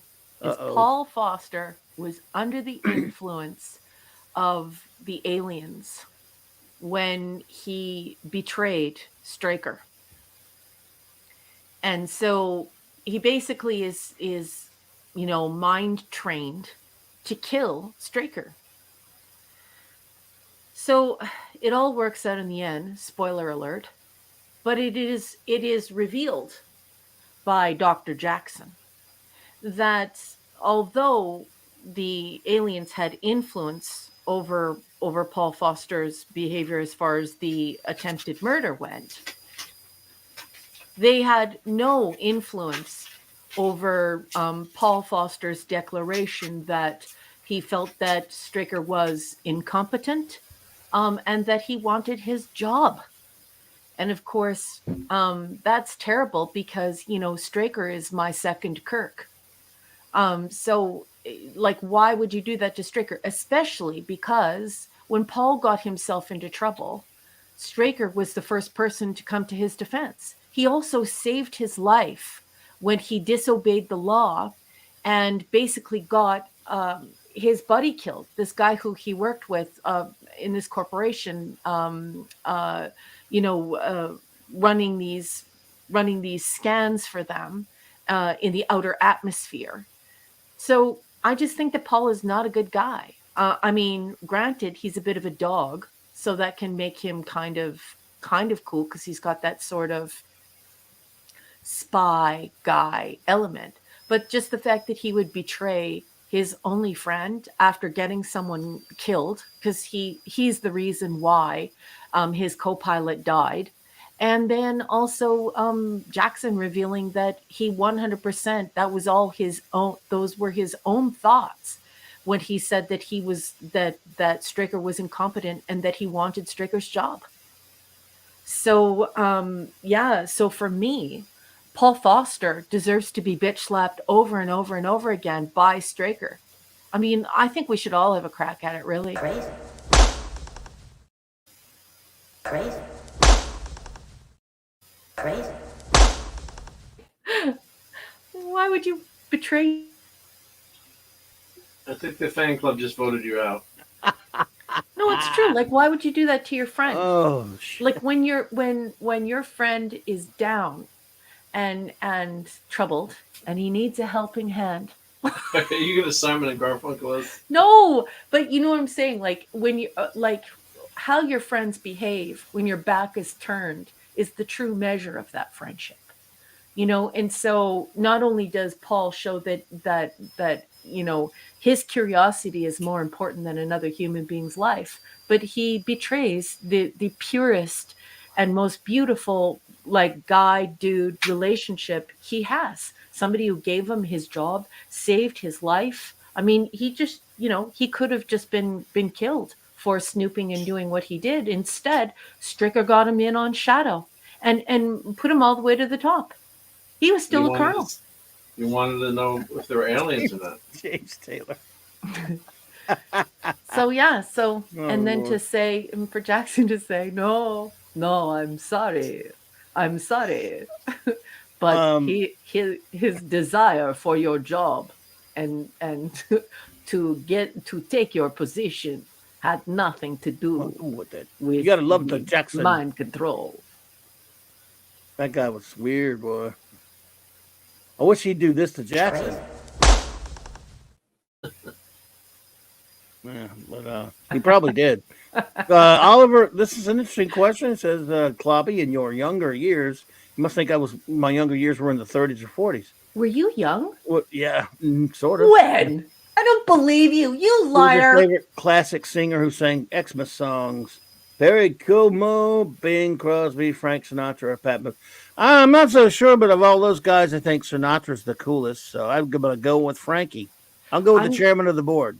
I'm going to answer Perry Como because I absolutely love Perry Como, especially at Christmas time. But I have all of Perry Como's CDs. Yeah.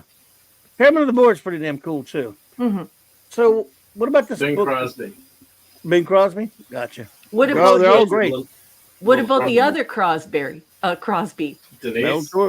Mel Torme, says David. So now what about you got it. You got it put together. Nice. I want to talk about this book that Fiona's telling us.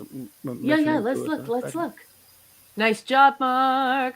So let me get back. Oh, I forgot. Why is he in front of the Guardian of Forever? Yeah, I was about to ask that. It's not. They make these circle thingies where they can actually travel to different parts of. Yeah. You know, they can travel to different parts of the planet or different places in space and time. Yeah, they create the circle with their hand. They create that force, and then they can walk through it. So. Why doesn't he fix his eyes then? Because he's a Lego. Because he's a freaking Lego. That's why. Sorry, we'll never get tired of that clip. Just like they'll never get tired of Thanos punching Captain Marvel. Yeah, but that one's Nick has that one.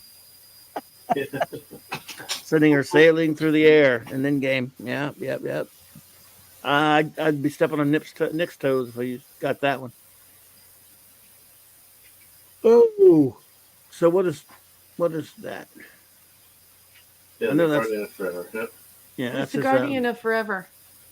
No, it's too little. It's like a baby guardian, maybe. That's just one of those portal gates that they create. Murderers! Yeah.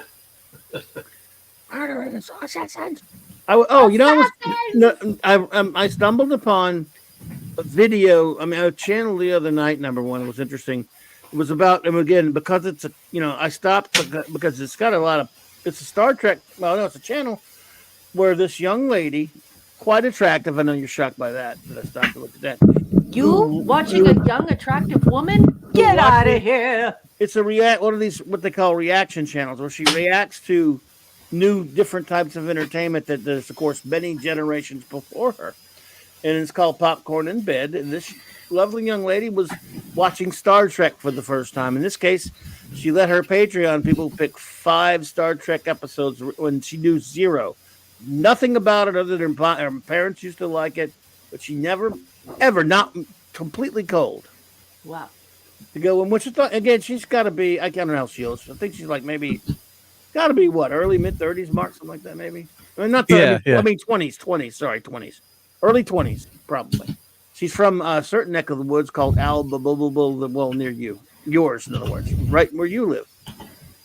Oh, get out of here! Really? Yeah. And anyway, but I watched her video. Yeah, I watched her video, her reaction, and of course, it's easy for you to to go, oh my God, they don't know anything. But she admitted she doesn't know anything. I mean, 0. She watched. Now, they picked, for the most part, the proper episodes. I would have changed a little bit. But they put Sitting on the Edge Forever, Mock Time. What were the other 2? One of them was Trouble with Tribbles, which Space Seed. Was there another one? Or maybe been 4 or 5. And they were all good choices, which is important. And she enjoyed it and liked it and stuff, but it was fascinating to watch this. It was like an hour and 15-minute video or whatever. And I don't know, man, she shows a lot from the episodes, but it's her sitting in front of it. I guess somehow she gets away with it. I don't know what I mean. Wow. And but it was pretty interesting seeing a young person like that react to it. She enjoyed it and seemed to have a good time. And she did one from the motion picture. I didn't see that yet, but I'm like, younger people who have no exposure to it. It's not like your kid or my kid, and we forced them to watch Trek for all their life. Their parents liked it, but she didn't know anything about it. No. I'm like, but it just goes to show the original series can still catch anybody that young. So I thought that was pretty cool. It's because it's quality. And quality will always attract new viewers. Unless she hated it and she's lying, of course. That could be that. No, but she was a cutie. She was a sweetie. But how could she watch something like that and not love it? No, yeah, exactly. She'd be a total freak. Scumball. So now I think I'll watch her motion picture one next just for the hell of it, just to see if she liked it. But I don't know. Well, I hope that she's the kind of person that understands it and loves it. Yeah. She got into it, though. So, all right, what you got? What you doing, Mark? Let me show that picture here of aliens. Okay, Fiona, you're up. Yep, let me share the screen. Hold P5, boom. There's a book, apparently. Okay. A new book coming out that Disney is marketing to kids. Disney, right? Right. Mark? Yeah, I'm pulling it over. Yep, let me pull it over. Yep. Okay. I got too many tabs open here. Let's see. Here, A is for alien. Thank you. It's called A is for alien. Okay. Yeah. Let me present my screen here.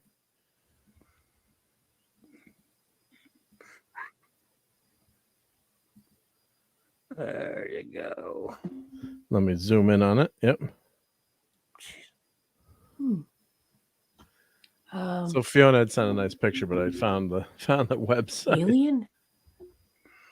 A is for alien. ABC but book. isn't Little Golden Book for like 3 and under? Yes. It's a golden book, Yeah, the most trusted and recognizable brand. Look at that. Yeah. Just makes it very accessible. Okay. Isn't that awesome? No.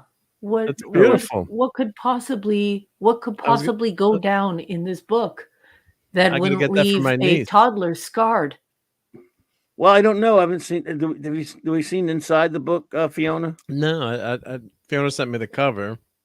I mean, on the surface of it, even though we know how terrifying that scene is in the movie, Day of the Dead. This is not a joke. They're not kidding. No. In space, no one can hear you giggle as you read this little golden book featuring the characters from the classic movie Alien. C is for chest burster. Keep Holy reading. crap. What? This has got to be a parody. Follow Ripley and the rest of the Nostromo crew on a space adventure that introduces the alphabet from A to Z. Z. Mr. Ataz is there. Oh, cool. With fun illustrations, this lighthearted reimagining of the iconic movie Alien will delight fans young and old, as well as little golden book collectors throughout the universe. Since 1979, Alien has been an iconic franchise that has thrilled young children and viewers around the world. Young children? Who's letting the young children watch Alien? I just added that. He added that. Shin Good. kicks, Mark. Shin kicks. I couldn't resist. Good one. Little golden books enjoy nearly 100% consumer recognition. They Oh feature my beloved God. classics, hot licenses, and the new original stories, the classics of tomorrow. So, yeah, you got. C is for chest burster. Is that real? B is for C biohazard. is for chest burster, and it's good enough for me. Is A is for acid blood? Yeah. Yeah. Okay. Dave C. O is for oh shit, run. Yeah. Hey, for $6, I'm buying it. What do I think of this? I think that it is a kind of a cool joke for an adult. Right. I don't think that this should be for children, and I'm not a big fan of I'm not a big fan of taking an R-rated story and trying to turn it into a cradle to the grave kind of thing. And these types of genre conflation, I believe, are the undoing of some of our best stories. So to see an R-rated film that is such, I mean, it's a classic cult. It's a cult classic now. It's even beyond criticism at this point. It's a classic film, right? Absolutely. Yeah, I mean, but I mean, it has a cult following. I mean, there people around just they eat this film up. It's great. Thing is like I said, I think it's incredibly dangerous to engage in this type of genre conflation. A cradle to the grave idea for Alien, I think is inappropriate. And what I mean by that is that they're obviously not going to be making a rated R guide to the alphabet.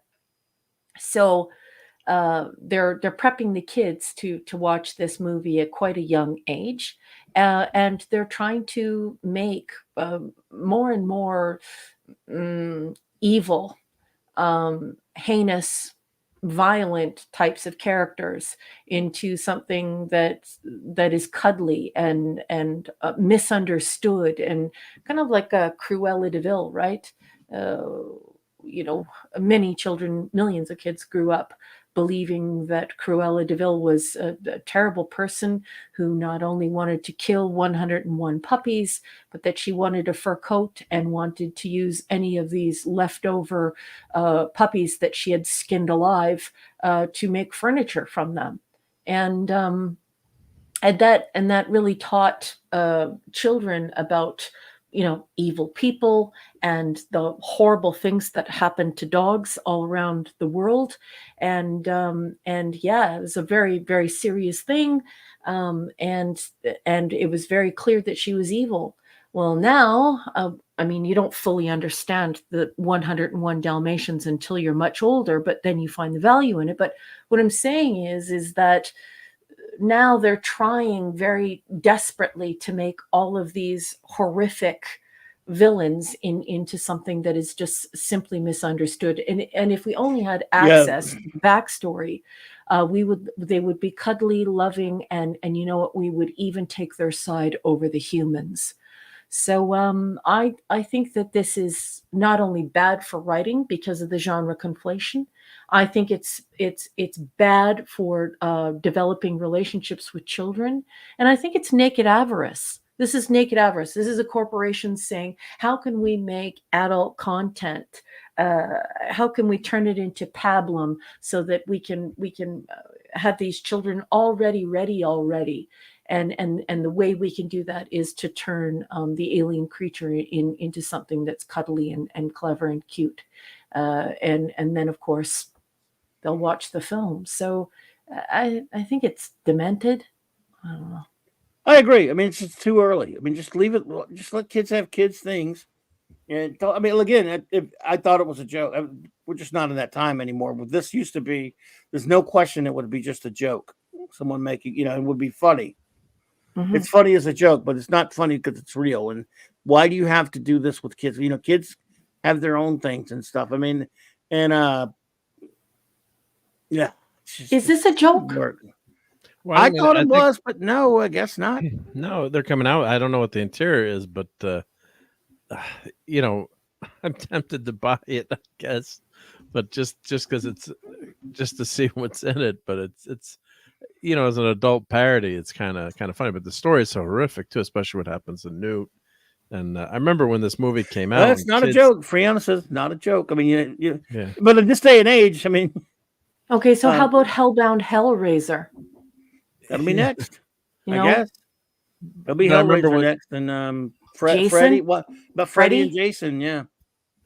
So I think that this is just naked avarice, but the more sinister side of it is this genre conflation and this attempt to get at children from the cradle to the grave. But the twisted part of it is Right. is that it will alter the child's perception of gore, of what is cruel and evil and what isn't. And it's this idea that exists right now in popular culture where evil doesn't exist, that everything is okay in context, and that if you're just offered a little background or a little context, you'll realize that there is no truth and there is no evil. And obviously that's incredibly bad for society, and it's wildly untrue. There of course is truth, and of course there is good and evil. All three of those things exist. It's nice to play with the philosophy of those ideas so that you can massage them and look at their provinces and decide what constitutes evil and truth. So I'm not against massaging the provinces of these philosophical ideas. That doesn't, of course, mean that we can then negate their existence. Truth exists, good exists, and certainly so does evil. And it's sad that society's moving in this direction. So unnecessary to do crap like this. So this is Disney doing this? I guess they own Alien. Oh, Do of they course own it's Alien now? Disney. Who else would it be? Yeah, so they said it's more Disney making the Alien franchise more accessible for kids. This should be nothing accessible in an R-rated movie. And I was going to say, when I didn't see this till years later when it was released because I was too young. But then some kids, I either think in my class in 6th grade, I think either parents took them to see it or they were able to sneak in and see it. Aliens, when it came out. What year? R-rated. 79? 1979. Look, I was going to the theater every Saturday to watch. I was going to see Superman the movie over and over again on Saturdays, and I had to watch that Alien trailer every time. That weird one with the noises that just was the screeching noise, and the egg would pop up, and the word would pop up, and it would be in space. No one could hear you screaming. It was R-rated, so if I didn't even want to see it, but I couldn't. I was 14 freaking years old. So I couldn't go see it because it was you had to be 17 or above or accompanied by a parent to go see an R-rated movie.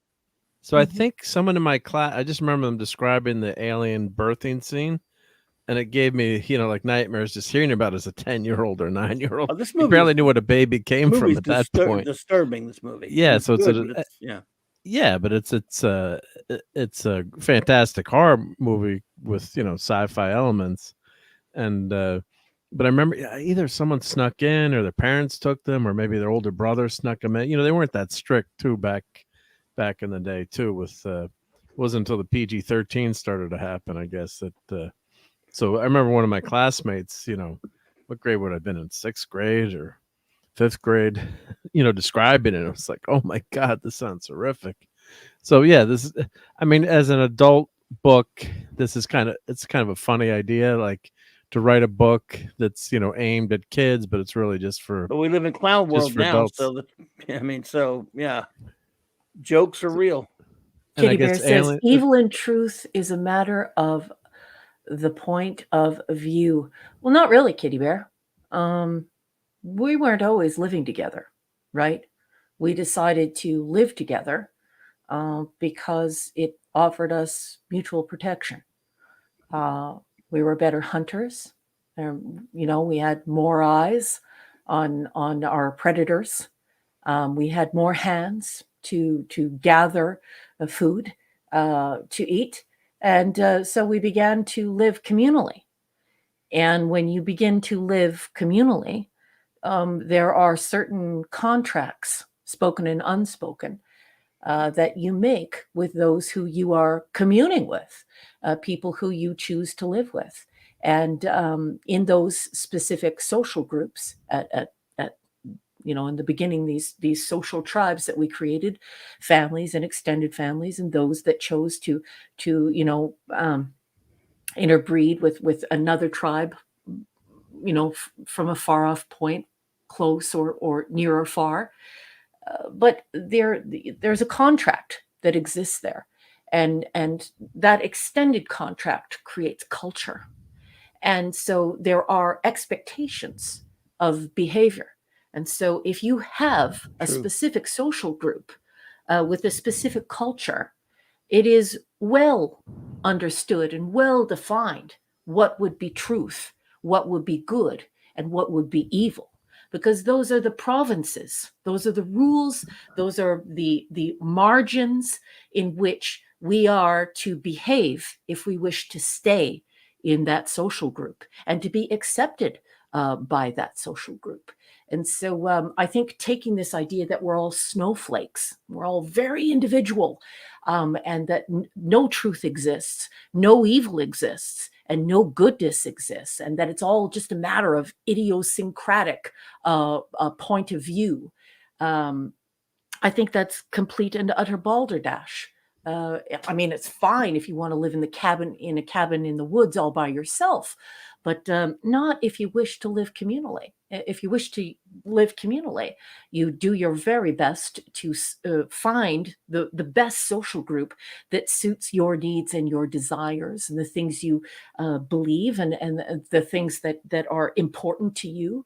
And then you go and you abide by those rules. You even champion those rules and celebrate those rules because they offer you the type of rewards and protections that you value most. So I'm sorry, but it's just I think that it's somebody who's gone and wandered off and decided that they were going to be so open-minded that their brain fell out.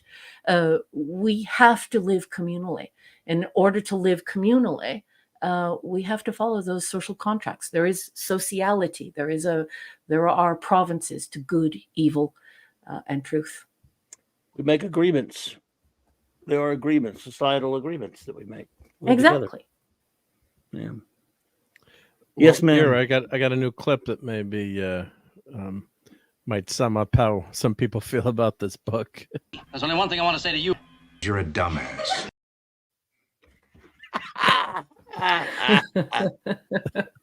Nice. That's terrific.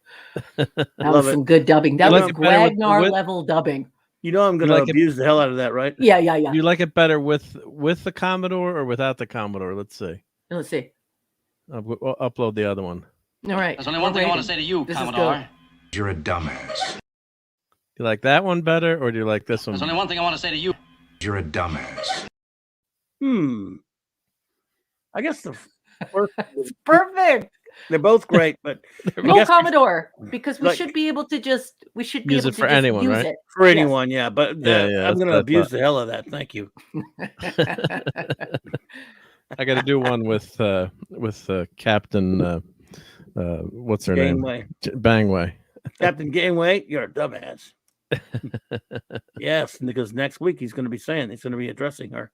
He's going to probably in the episode say it like Captain Janeway, and when he does, we got him. Because all you There's got only one to thing I want do, to say to you. You're a dumbass.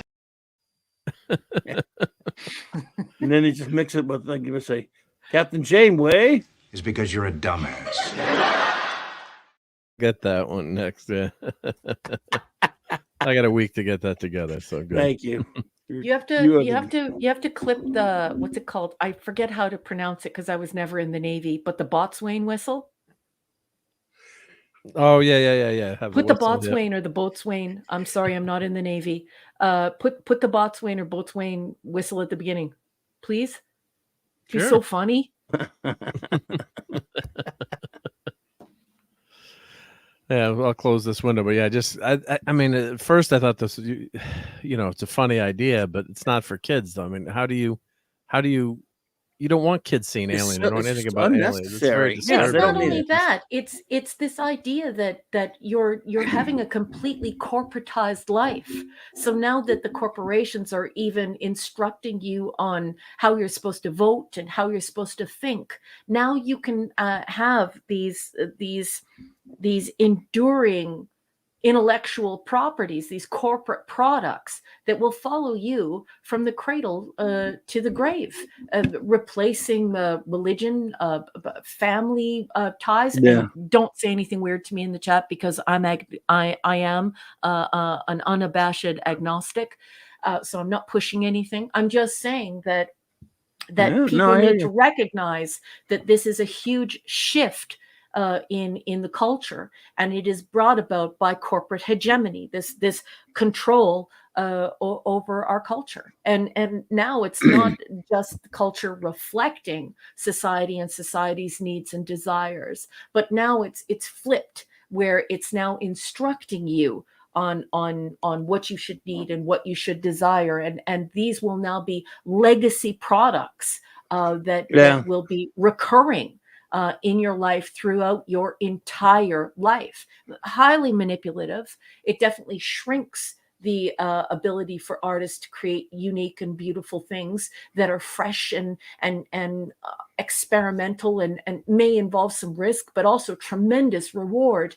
It really clogs up the piping of any type of creativity with the worst fetid shite ever, and it assumes that we are so dense that we don't realize that they're trying to turn this into a legacy product, and I think people have to wake up and realize they have to be a lot more savvy than they were prior to the corporations behaving this way. We're really pulling the artist out of it. We're pulling the author out of it, and now we have this, and it's quite scary. It's quite scary. Max, what's up? I was gonna say, like, as a Saturday Night Live skit, it might be funny, like as a, for an adult thing, like, moron reads wrong book to kids at preschool, something, something along those lines. But yeah, it's a sick joke. Like Fiona said, hey, Max, good to see you, buddy. Max! How long till the toddler goes looking to stream Alien? Yeah, you wouldn't want your toddler watching that. No, of course not. But of course, well, they're idiots who probably wouldn't care. But it's body horror porn at that point, because we know children have rewatching behaviors. A small like a young boy may watch Ghostbusters every day for 2 or 3 years of his life, for example. And so when you start introducing these extremely gory products where the morals and the ethics and even the humanity, the base humanity is topsy-turvy, you are changing the development of children who are supposed to be growing up in this communal environment in a society. So is this on the book, Stephen, or whatever, like on the back or something, the jacket or whatever? Like, this book will introduce the alphabet, Jesus Christ, A to Z, a fun space adventure featuring characters from the movie. Have they actually seen the movie, Alien? No, they haven't, the idiots. Mm-hmm. Yeah. I mean, F is for a fatal abdominal hemorrhage. God. Well, I'm a firm believer that our history is a good predictor of what we're going to do again. And if we see the behavior of these corporations, I can just imagine what we're going to do with get away from her, you bitch. Suddenly it's going to be this misunderstood creature, and children will read this book and be instructed that humanity isn't worth saving. They brought it on themselves. There's just so much baggage and sicko weirdo bullshit attached to this idea. And it's not for your own good. No corporation is looking out for you to have the best and most beautiful product. They just want you to consume, and they don't care about your kids' morals and ethics. Have you ever watched the scholarly documentary called Consuming Kids? It features like 15 PhDs and all of this research on the way that corporations have been manipulating children. Go and see that. This kind of a book is heinous. It's just heinous. On a happier note, my 3D printer just finished printing the Enterprise NX01 refit, so I'm going to go downstairs and grab it. I'll be back in cool. like 5 minutes. I can show that. Yep. All right. Coolness. Don says, was it Golden used to do books based on the Power Rangers multiverse? Oh, yeah, I'm sure they did. Yeah. Well, those just weren't bloody enough, I guess, buddy. I guess not. I learned about sex and adult behavior from the same place as 45% of the boys in my generation did, stealing copies of Penthouse and Playboy from under the dad's bed. Well, that's good. Those days are over, brother. But did you read the articles, Max? That's all that matters. Yes, he did. I believe in him. Raquel, rumor said that Reacher actor Alan Ritchson would love to play Batman for any live action DC film. Are you in favor of Alan to play both Bruce Wayne and Batman? And he played Aquaman on that was it on Smallville or whatever? No, Smallville. He played it on some kind of pilot. Or maybe it was Smallville. Well, Raquel, I don't know about him as Batman. He's a bit too muscle bound for Batman, but I don't know. Great actor. I don't know about the Reacher character, or the guy who plays Reacher, currently playing Reacher. I don't know about him as Batman. You see, I take him over Sparkly Backboy, though. Well, that's ridiculous, and Yeah. come on, ridiculous. But no, I see Bruce Wayne as an intellectual. Remember, he's supposed to be a billionaire genius who is not only inventing all of these different objects, but he's smarter than Sherlock Holmes. He's trying to be 3 or 4 moves ahead of these brilliant criminal masterminds. Right. So Oliver Belamonte, I've always thought of Bruce Wayne as a very important part of Batman. I think that Alan's too big. I think his presence. I think he's too big for Batman. Also, because Clubby can tell you that my favorite Batman is actually the oldest Batman, the one from the serials. Like Lewis Wilson. Yeah, Robert Lowry. I'll tell you what he would be good. What he's perfect for. What he's perfect for, Oliver. I know it's a not very well known character, but he predates Superman and Batman. He is absolutely 100% perfect for the character of Doc Savage. And the thing is, Clark Savage Jr., Doc Savage, is a big muscle-bound man of bronze. He's bronze. He looks just like him. This guy looks like him. He would have, they would be able to make him look just like he's supposed to. And he would still be playing a genius. I mean, just as Reacher's very smart. Yes. Doc Savage is an absolute genius. But he is also extraordinarily athletic and muscle-bound as well. And the Man of Bronze, he would be perfect. He's a scientist extraordinaire, but he's kind of a laid back. This guy's more the laid back type of actor. Just as Ron Ely was good for Doc Savage as well.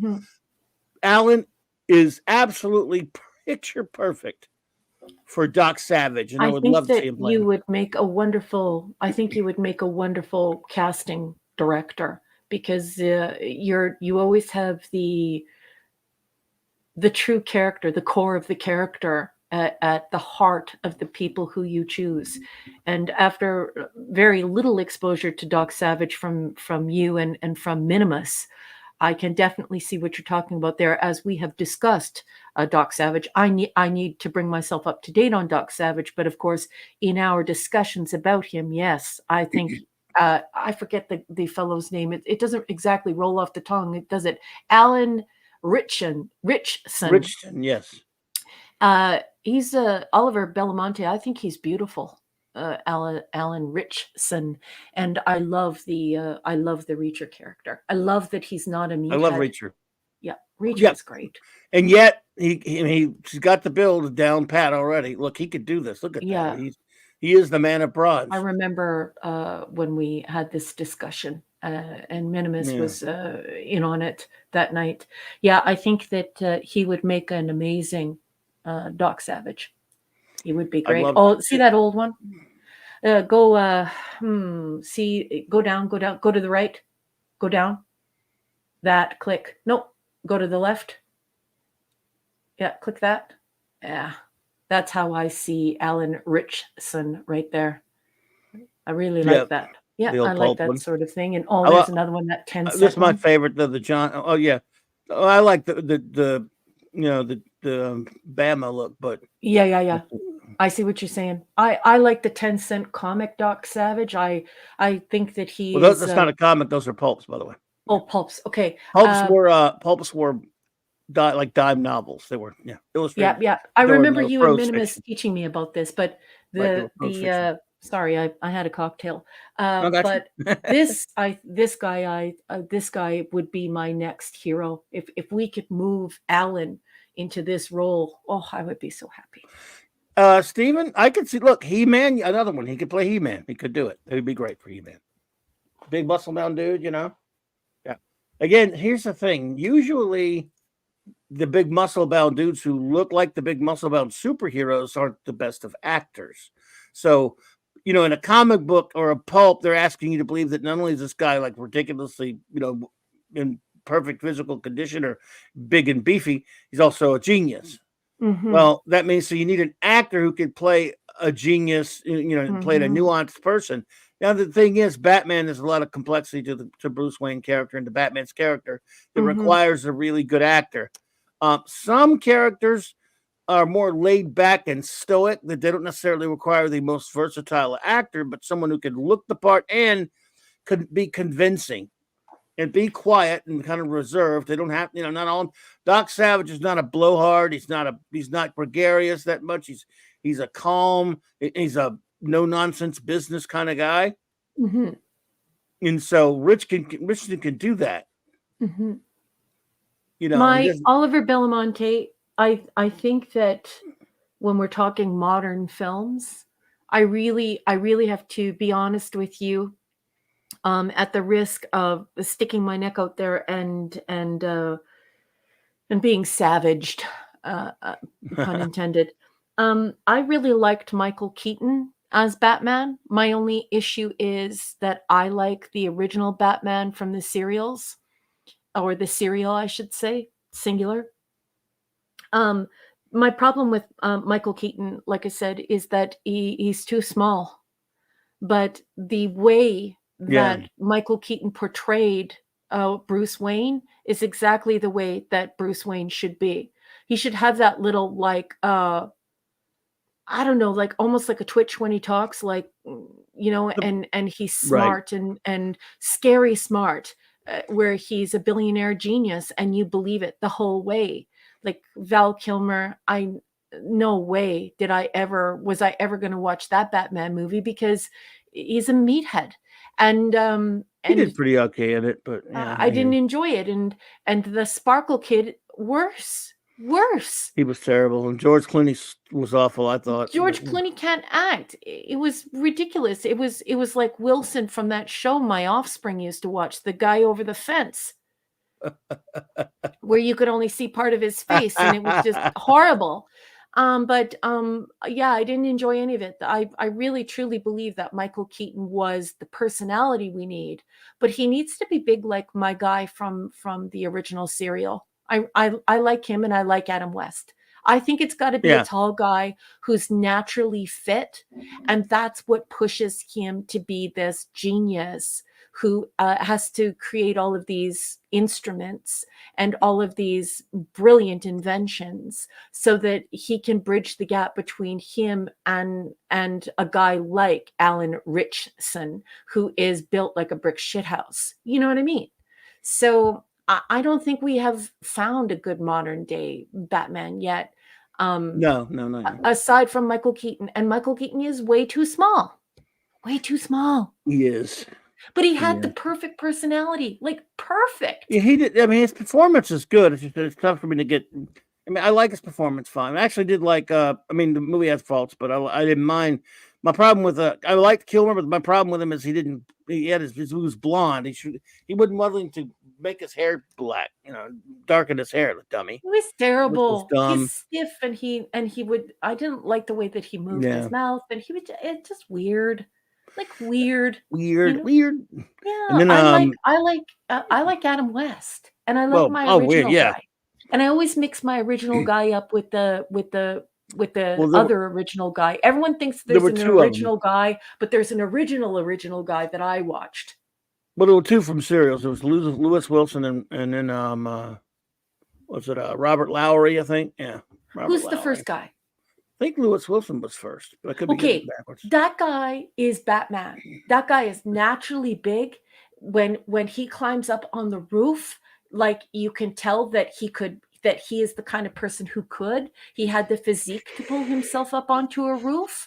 You know, I don't imagine Alan Ritchson or any of these other modern weirdos that they've made Batman. I don't imagine those people hauling their massive bodies up onto buildings. I just no, I don't believe that. It's got to be a guy who's just naturally strong with a beautiful natural body.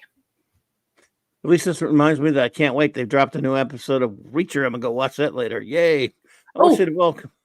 And I sent the correction to you, Cluppy, but I have to correct what I said last week. Don't worry remember? about that. No biggie, but go ahead. Yeah. I told you that right as soon as I got off of the stream with you guys. I was just tired, but I did not see all of Reacher. It's that I finished watching that. Oh, what's the show? Terminal List. The Terminal List. I finished watching that, and I was watching Reacher at the same time, and I just got the titles mixed up, and it was late, and so I'm waiting for the Reacher episodes as well. Yeah, they dropped them. And unlike the first season when they just dropped them all at once, they went with the first three, and then that was it. And then, of course, last week they're doing now one at a time.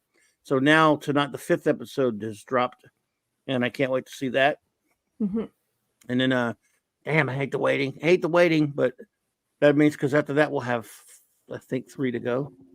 Yeah. If it's going to be the same amount as last year, I don't know. I don't want it to end. But I'm enjoying it. Yeah, I don't want it to end. I'm enjoying it. I was really worried about the second season. I was really worried from the trailers I saw, and they've taken those worries away. Yeah, I'm really enjoying it. It's so good. Minimus, I don't like Tom Cruise. Sorry. Oh, I hate Tom Cruise. Yeah. I don't like Tom Cruise.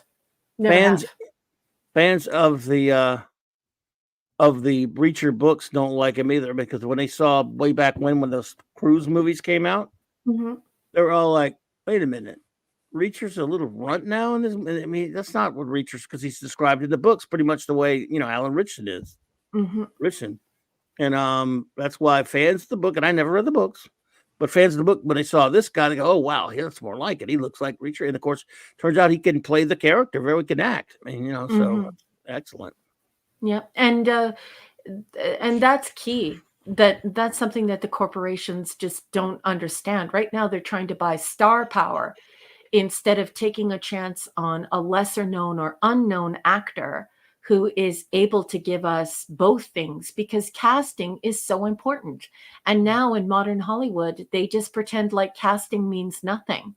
They want this particular person.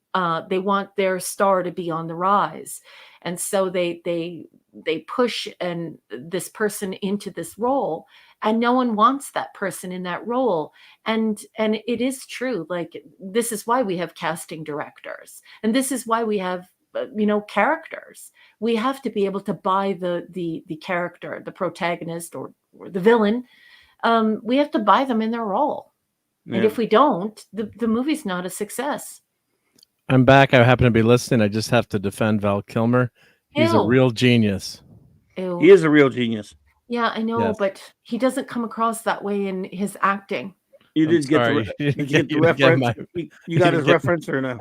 Oh, that's that stupid show he was in, Real Genius. Yes, No, that's not stupid. One of the greatest movies ever made. I love that movie. No, And he's very good with a No, hammer no. in that movie. Yeah. I Anyway, love that movie. I'll hammer yeah, later. it's just, you know what I mean, though. Like Mark, we need somebody who has the physique of a Christopher Reeve, and they have to have the personality of Michael Keaton, and then we'll have Batman. And that person exists out there somewhere, but right now artists aren't in charge of making films. It's No. corporations producing product, and those are two very different things. And so we may never get our Batman, and we need our Batman, but a Batman has an athletic body, but he has never done steroids. He doesn't have like defined muscles. He's not going to be, bench Like a pressing bulkier Bruce Lee. If Yes, a tiny bit bulkier than Bruce Lee, and he's quite tall. He's the original Batman. He's beautiful and tall. He's like 6'3", I imagine, maybe 6'4". He's quite tall, and someone you wouldn't want to mess with either, too. Like, no, and when he punched you, like a lot of these guys who do all these steroids, and they're these big steroid monkeys, like these steroid junkie guys, they have no strength. There's a difference between like building up these puffy muscles and building strength. And so when you see that original Batman crawling up the side of a house and he's on that thin reinforced cable, you know full well that if that Batman punched you in the face, your grandma would feel it. He'd hit you so hard, your grandma would feel it. She would be sitting in a rocking chair and she'd go, "Ow!" And that's what you need. You don't. Parker Luck and Jamie Harbert. Hello, Harbert. Hello. Hello. Welcome. Yeah, that's That's right. right. When I was listening, yeah, what Keaton's his personality is fantastic, except I think my daughter's got broader shoulders than Michael Keaton. Of course, he filled out now, and that was clobbering times. You were talking about having being in a comic book shop back then. No one could believe that Michael Keaton could. For a year, we kept saying to ourselves, Michael Keaton. Yeah, Michael Keaton. And that's why they released Mr. those Mom? trailers early. Beetlejuice? They released that. Where did he get those wonderful toys? And I remember they had a special, like an hour-long special on Batman. It was a huge amount of hype for the movie. So, and he in the Flash movie, which was a disaster, but he still pulls it off as Batman. I mean, it's believable. Oh, I got the Enterprise C to show. It's all hot off the. There are other Irish guys who could pull off the Keaton performance. Like Keaton has that, he has that Irish wit. He has that Irish satire, that Irish wisdom about a character. And he brought it all. And he was as charming as Christopher Reeve was as Superman. Yep. But I just, like I said, I don't think they found our modern Batman yet. And I hope that answers Oliver's question. Yeah, it does. There you go. I got a new resin printer. Great. Just for work. Just for work. Oh, wow. Cool. That's nice. And Refit. With your next one refit. Yeah, it kind of looks good upside down too, right? So, I love it. It's not a resin printer. You've got to print the print, then wash it. Now I was using water washable resin, so you really don't want to touch resin. So it's been washed, but I've got to dry it and give another wash over. I have the NX01. Sean Carter from Mars made it for me, and even put a lighting kit on it. It's gorgeous. Yeah, it's awesome. It's amazing. But I love the refit. I mean, as much as I like the NX01, I love the refit. And you can get some nice the resin printer, and there's a drain hole there I've got to plug. But I figured I'd print it to the size and I can hang it. This is a test print. Just before then I can print the bigger version. I want to see how just the 100 millimeter version came out. He wants to know if you have to cure it under UV. Yep, and you cure it under UV light. So it hasn't been cured yet because it just came off the printer. Oh yeah, Stephen. Yeah, it would make a good make a good ornament. Yeah, if I loop something to it, yeah, or drill something in the top. So the trick is with resin printers, the resin can get trapped in the hull. So I put a very small drain hole there. So what can happen if there's resin trapped in there, it can actually not cure, and then unfortunately, down the road the print can go kerplooey. But you could never do this. I shouldn't say never, but it'd be very difficult to do this on an FDM printer. And so you can get the lines of the ship actually, and this is a very small version. It's 100 millimeters. I just did a test because the first one I did blew up, but it wasn't printing the right way. I didn't have it oriented correctly. And of course, the other thing you do is cut it in half and print half and half too, which is not bad. No. And then you join it together. So you print, this, one half facing down, the other half facing down. So you can do it together. But it's actually kind of a nice scale with the, they grab the, Yes, Kitty course, this Bear, is but too I think big, you but- missed the point of what I was trying to say. A billionaire who owns multiple corporations and who is also an inventor and is all of these things. He's not doing steroids and pumping iron. That's not where you see him. You see him in tuxedos at balls where he's a mover and a shaker, and he's meeting with world leaders. And no one has any idea that he's Batman. Batman is a very specific and very dynamic character. And Parker Luck, I could not agree more. And you're getting into what I think it was Fiona was talking about earlier, but with some of these characters are just so dynamic that sometimes you need two different characters. And Parker Luck brings up how Lou Ferrigno, no matter what, is the best as Hulk, and all the computerizers versions are garbage too. I really love Lou Ferrigno as the Hulk, and that of course gave us a different David Banner, right? We had David Banner, and then we had Lou Ferrigno as the Hulk, and Princess Fiona, I believe it was Princess Fiona, offered that up earlier. She said, are we really at the point where some of these characters are so larger than they're larger than life, and they're so dynamic that we might need two different people to play them? Well, you never know. They always thought anything new is going to be CGI. There's no going back now. Yeah. Well, you can't do proper comic book Hulk without. I mean, look, I hear what you're saying, Parker, and I like the Lou Ferrigno show that should have been called The Incredible Social Worker. But as a kid, I was always a little disappointed because I love that show. I wanted to see my Hulk from the comic being Hulk, Yes, and being gigantic and stuff. So the CG ones, I don't think they're. I mean, the first CG Hulk movie was 2003 by Ang Lee was a piece of by Ang. What's the guy's name? Ang Lee was horrible. Then I thought the first Edward Norton one was kind of okay, and then in a couple of those Avengers movies, the Hulk's pretty good, the size he's supposed to be. But later, they've ruined it all now. But I hear you. But I guess if your Hulk is the one from the Incredible Social Worker show where Bill Bixby would, move into town, they had to change his name. They called him David Banner for some reason, but they gave him David Bunyan and David Baker and David blah blah. Yeah. He would go solve everybody's problems and Hulk out twice an episode and then go to another city. It was a formula, but it was it was a good show. I liked the show. Jamie, that's exactly what I was thinking of. You don't want to see me when I'm angry. My buddy, who I went to see the Ang Lee movie with, has got little not OCD. What's when you can't sit still? What's that called? Restless leg syndrome. ADHD. ADHD. Ants in his pants. Big time. Yeah. Ants in his pants. And he's like hitting me though. He's like, "Are we in the right movie? Is the Hulk going to show up? Where's the Hulk? I want to see Hulk smash." Then you got to see him fight poodles. Then I see him fight poodles, and he's like, "This is." Oh boy. This was bad. Sounds bad. Radioactive poodles. So here's my David Tennant ornament that I got. Nice. So Doctor? Yeah, that was when he was the Doctor, not that new drivel he did. Well, now he's bi-doctored. Nah, that's a disgrace. It's not Doctor. I know. This You was meet the proper Enterprise Doctor. and the TARDIS. Yeah. Proper Doctors. That starship's so small. I must return it to the proper size with my sonic screwdriver. Yeah, Fiona, I agree with you. I think we live in a knowledge society now with an attention economy, and I just don't think people buy it anymore.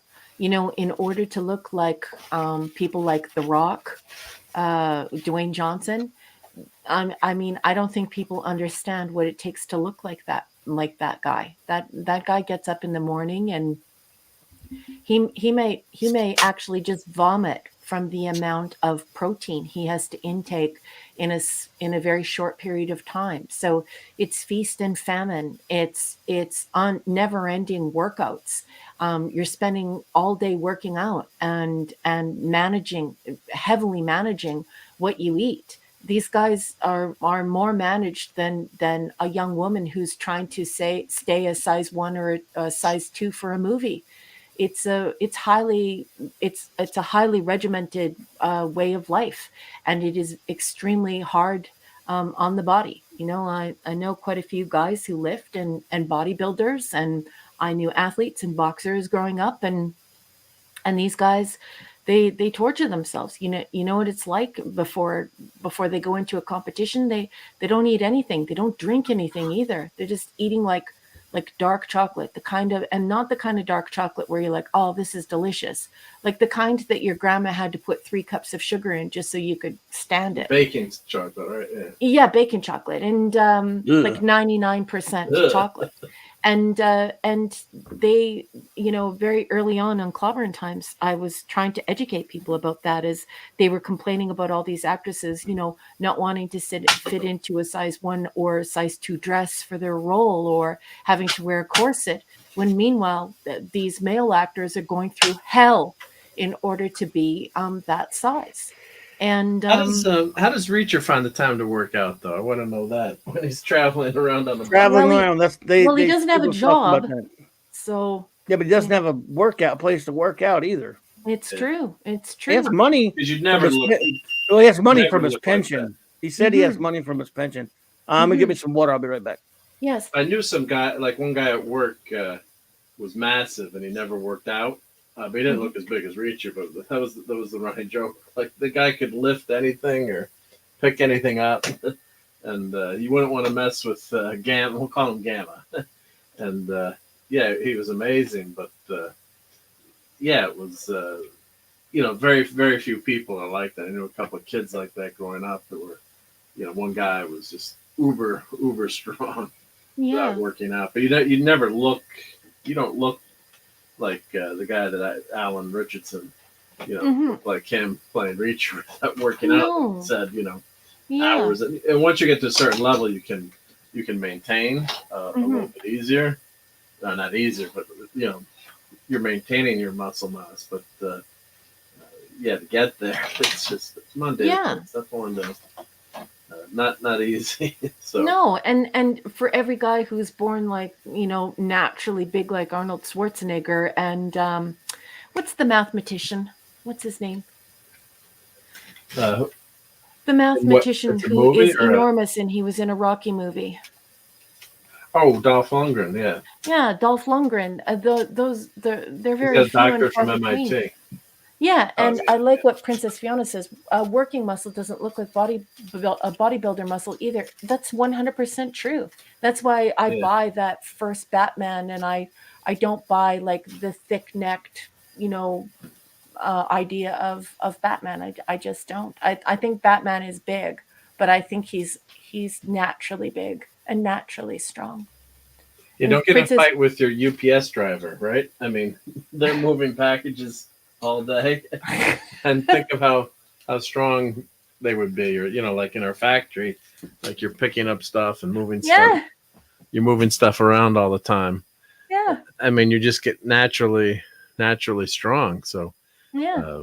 But you don't have that definition. I mean, it's very rare to have. No, you have to. I mean, do some people do have things. that body type, but it's yeah. You're not going to be that big, and you can also tell the difference if you ever look at those natural bodybuilders. They actually have to have natural bodybuilders in the competition, and you know, the difference from the people that quote unquote use steroids.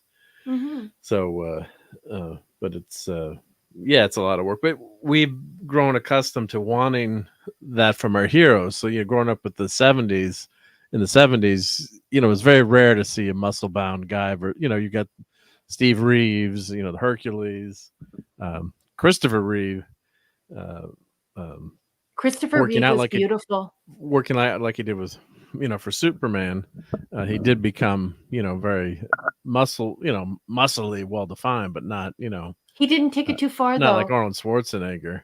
Yeah. Well, plus you couldn't get that. I mean, unless you spend hours and hours and hours. And of Well, course, we know now those guys took steroids too. took things. Yeah. And, you know, Yeah. Jamie's pointed something out that I love talking about. You know, Jamie says, you know, people forget their history and why steroids aren't the brightest idea. Lyle Alzado got cancer from it. Yeah, and there are many other bad things about steroids too. You know, they cause terrible things for men. You know, Alzado was tragic.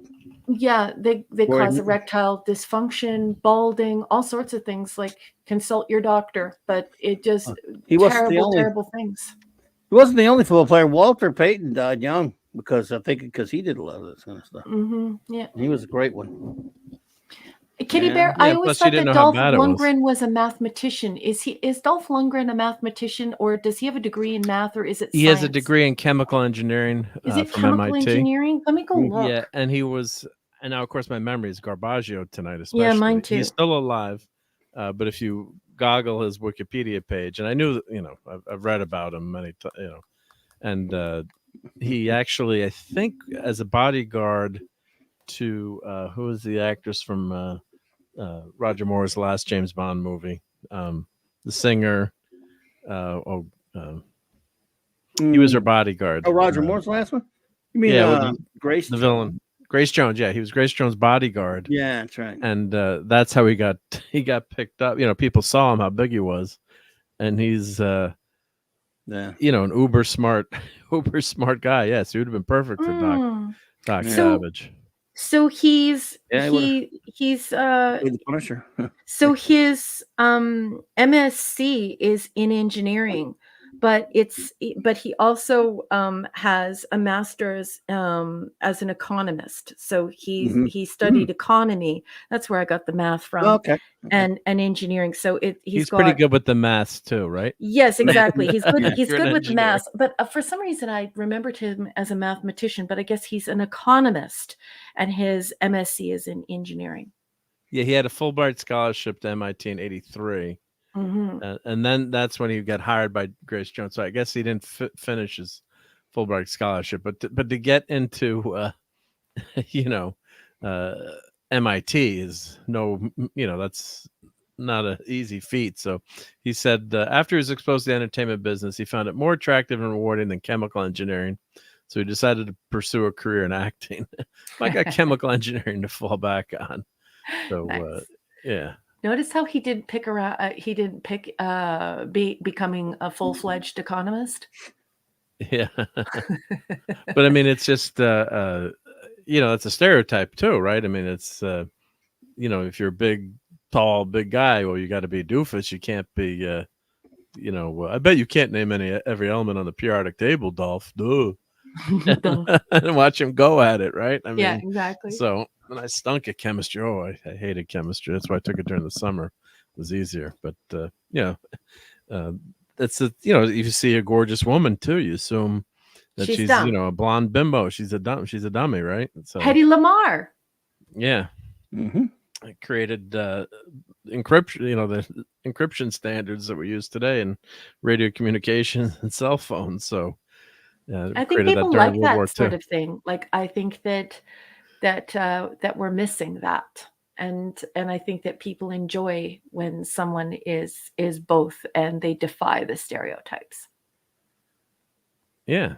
No, it's fantastic. Yeah, but then Marilyn Monroe, you know, well, she was, you know, not picking on her as a rocket scientist, but I'm sure she was a lot smarter than she came across in her, you know, in her roles and how she was portrayed. So, you know, there's a persona too that she had to be the, you know, the bimbo or, you know, especially as a woman too. You had to, you know, you couldn't pretend, you know, couldn't be smart or, you know, be in the sciences. Not that couldn't be, but that wasn't was frowned upon, or especially if you're good looking. Like my sister was in engineering, and people would, she's only a couple years younger. Say, well, how could you do engineering? You're a girl. How could you be a mechanical engineer? That was only it's going to school in the 90s.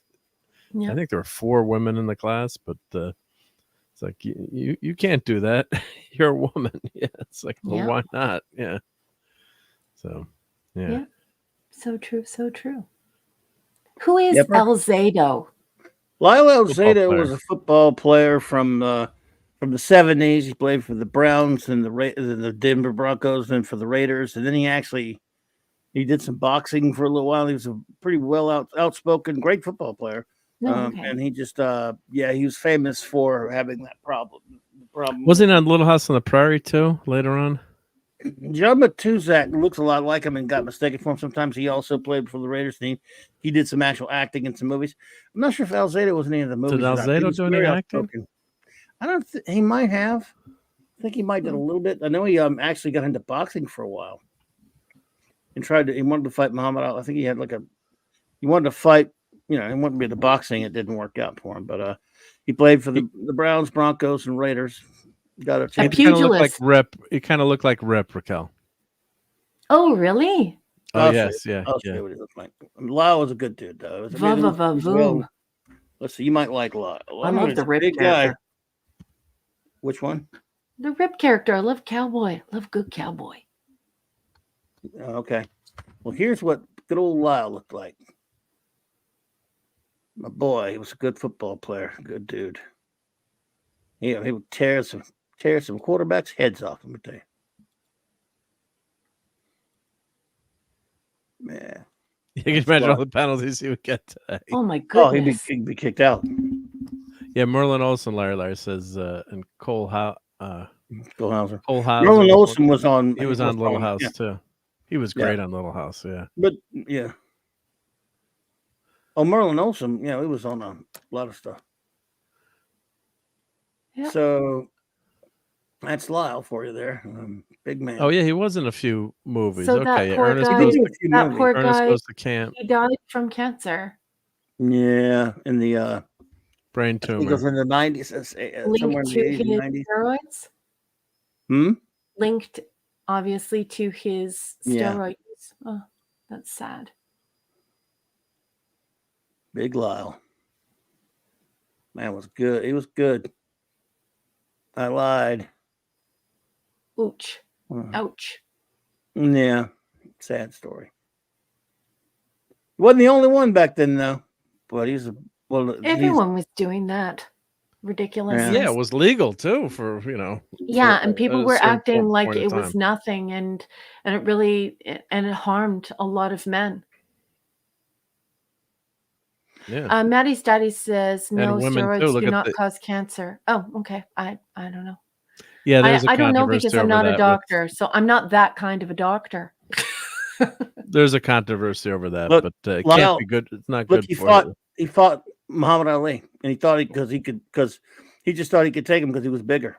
Didn't go well. Maddie's daddy, Steve. I'm not that kind of a scholar. I don't know anything about that. I know about sociology and anthropology and culture theory and things like that. I don't and communications and technology. I don't know anything about medical stuff, and I don't pretend to. I'm not a doctor, and I don't pretend to be one on YouTube. Jamie Harbert, you were correct. Roger Staubach was a class act, a great man. I love that man. Love Roger Staubach. Yeah, a very successful businessman too. Yeah. Lyle thought he could box with Muhammad Ali, though. That was not good. Jeez.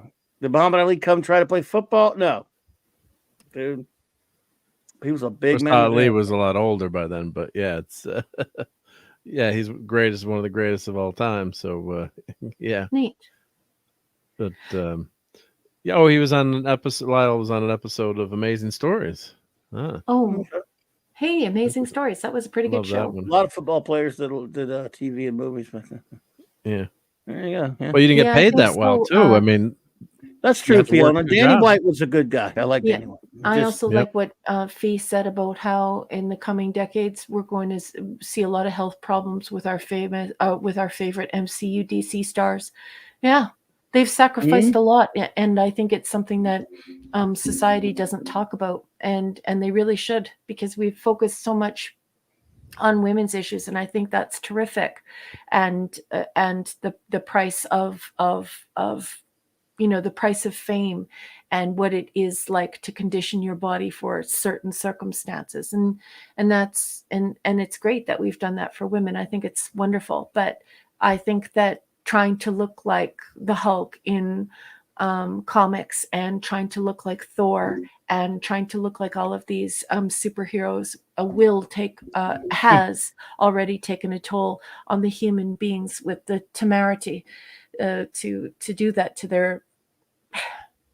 to themselves, just for the sake of it, the sheer will, and perhaps even stupidity to put themselves into a position to become that big.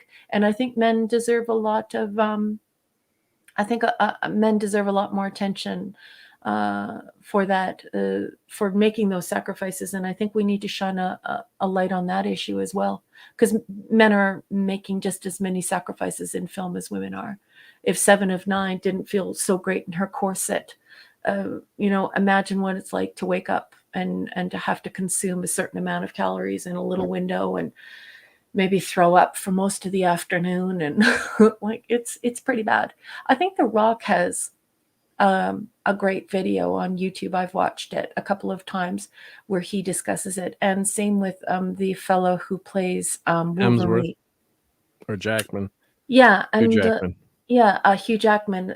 These fellows have been, instead of trying to pretend like they're just doing everything naturally and they're just having a great old time doing it, they're really open and honest about the toll it takes on their organs, on their private lives, on their temperament, just having this extreme lifestyle to maintain that kind of body. So I do think, it's nice that we have illuminated this difficulty for women, but it's high time, I think, that we illuminate the difficulty it presents for men as well.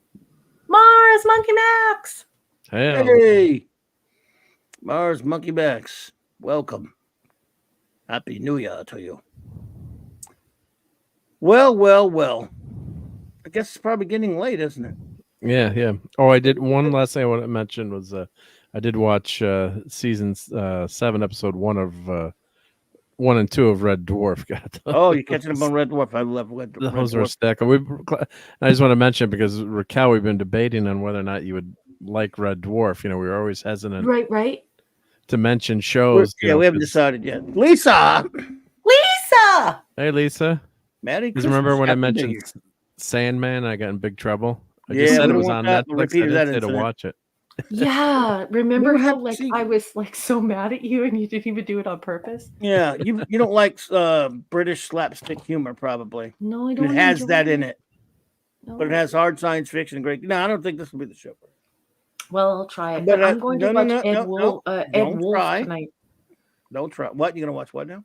I'm going to watch Ed Wood tonight. Ed Ed Wood? Wood. Oh, you don't have to do that. I was just saying it was a good movie. I wouldn't trust. I you got. on that. I'm going to cuddle You in might with like my it. husband. I don't know. I promised I would make him some popcorn. Oh, well, there you go. I don't know if you guys would like that movie. It's pretty cool, I think. But yeah, when it comes to so you watched the 7th season now. You catch Well, first 2 episodes. I'd love. nice. I mean, it's a 40-year-old plus show, so spoiler. It's new to you, though. Time travel, solution when they're getting attacked by their future selves. That was It's just so brilliant. that show's so brilliant. I mean, I love Because it so much. it's funny. You got the British humor, and then you got the Brian Hepburn. then you throw in some great hard sci-fi or great concepts. The combination of mix. hard sci-fi and British humor is just astounding. I mean, and the Rimmer is characterization, hysterical. mixing with brilliant characters like that. And And Rimmer also figured well it acted. out too. Yeah. Yeah. I love Yeah, it's Biodocs dawned on Power Ranger. Biodocs are among a few things I love best about Netflix. I haven't seen it. I hadn't seen Yeah, that. docs are good. Yeah, documentaries are good. Yeah. Yeah, I love the whole Good genre. stuff. It's terrific. Netflix has the bio documentary. Oliver was saying that. Arnold Schwarzenegger and Sylvester Stallone have always believed that Arnold and Sly were 80s Hollywood action movie rivals. Yeah, I guess. Yeah. Yeah, they were. Yeah. Yep. I sure were. Sure were. Yep. Oh, and Amazon Prime went pay on their subscription service now. Otherwise, you have to watch the commercials. Yeah, Amazon Prime. The Reacher. Amazon Prime is Reacher. Yeah. But now, starting next month, you have to pay $3 a month, or you're going to get commercials. You have to pay anyway. Well, if you have Prime. Do you remember when free. everyone told me that I was like just completely full of crap? And that I had no idea what I was talking about when I told them all 3 years ago that this was going to happen. Wait a minute. Everyone was so mad at me. Wait a minute. They're not free anyway. What do you mean you have to pay? I already pay. They're going to add commercials unless you pay another $3 a month. Yeah. Oh. To your shows. What we're already paying. Because Amazon doesn't have enough money. To what we're already paying. You made it sound like they didn't pay and they were free and they were just started charging. Well, if you have Amazon Prime, you get their streaming, quote unquote, as one of the perks. I mean, you're paying for it. But now they're adding and I have BritBox. If you want commercial free, kind of like if you had YouTube Premium, you got to pay an extra $3 a month or $36 a year not to see the commercials. I just think about all those people who 3 years ago shouted me down, telling me I had no idea what I was talking about, and that we were always going to have commercial-free streaming. Well, cable TV, when it started, had no commercials. Yeah, but the thing is that has not been the historic usage of communications technology. I mean, it always starts with the commercials, and that's unfortunate. But in a way, when it is done organically, and there's a separation between the advertisers and the artist, instead of the current ecosystem, it can actually sort of be nice. It's kind of like getting the Sears catalog to the shows you watch. But the thing is that when you look at corporate greed, I don't think that anything could ever replace the commercials. Many magazines tried to succeed without commercials. I'll just use the term commercials to just keep it uniform. Yeah. And by and large, they didn't. The big money makers have commercials. You look at even driving down the highway, there are billboards, right? Radio. The radio isn't a tangible product. What keeps it going? Advertising, those commercials, right? And so just everywhere you turn, corporations have relied on advertising revenue, and I just don't think the public is connected with just how lucrative advertising is, and they can't survive without it. No matter how much they charge you, they're always going to want more. That's the nature of a corporation. It has no sense of fairness, or no sense of integrity, no sense of artistic integrity, or need to produce something beautiful. Corporations are meant to develop revenue for their shareholders. And communications, when you look at radio, you look at television, you look at magazines, you look at communications technology, it has almost always relied exclusively on commercials to keep it going. Yep. Here we are. Oh, well, 3 years later, and I guess I wasn't completely full of shit after all. Whoever said that was just wrongy, I guess. I don't know who said it, but if they did, they're probably not here to eat the crow now. That's true. But it is unfortunate because, as I said 3 years ago, and I'll say it here again, I don't even think they're going to be satisfied with just the advertising revenue.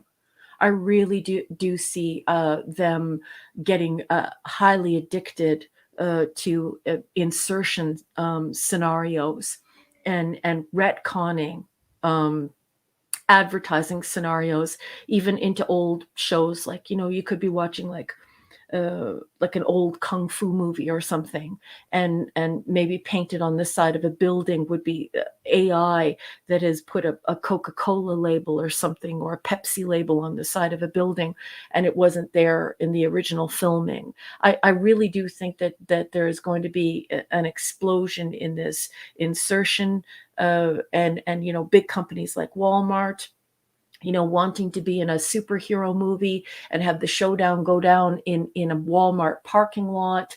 Plus, then you have these other insertion scenarios, product placement, and you also have the commercials, and then you have the streaming service.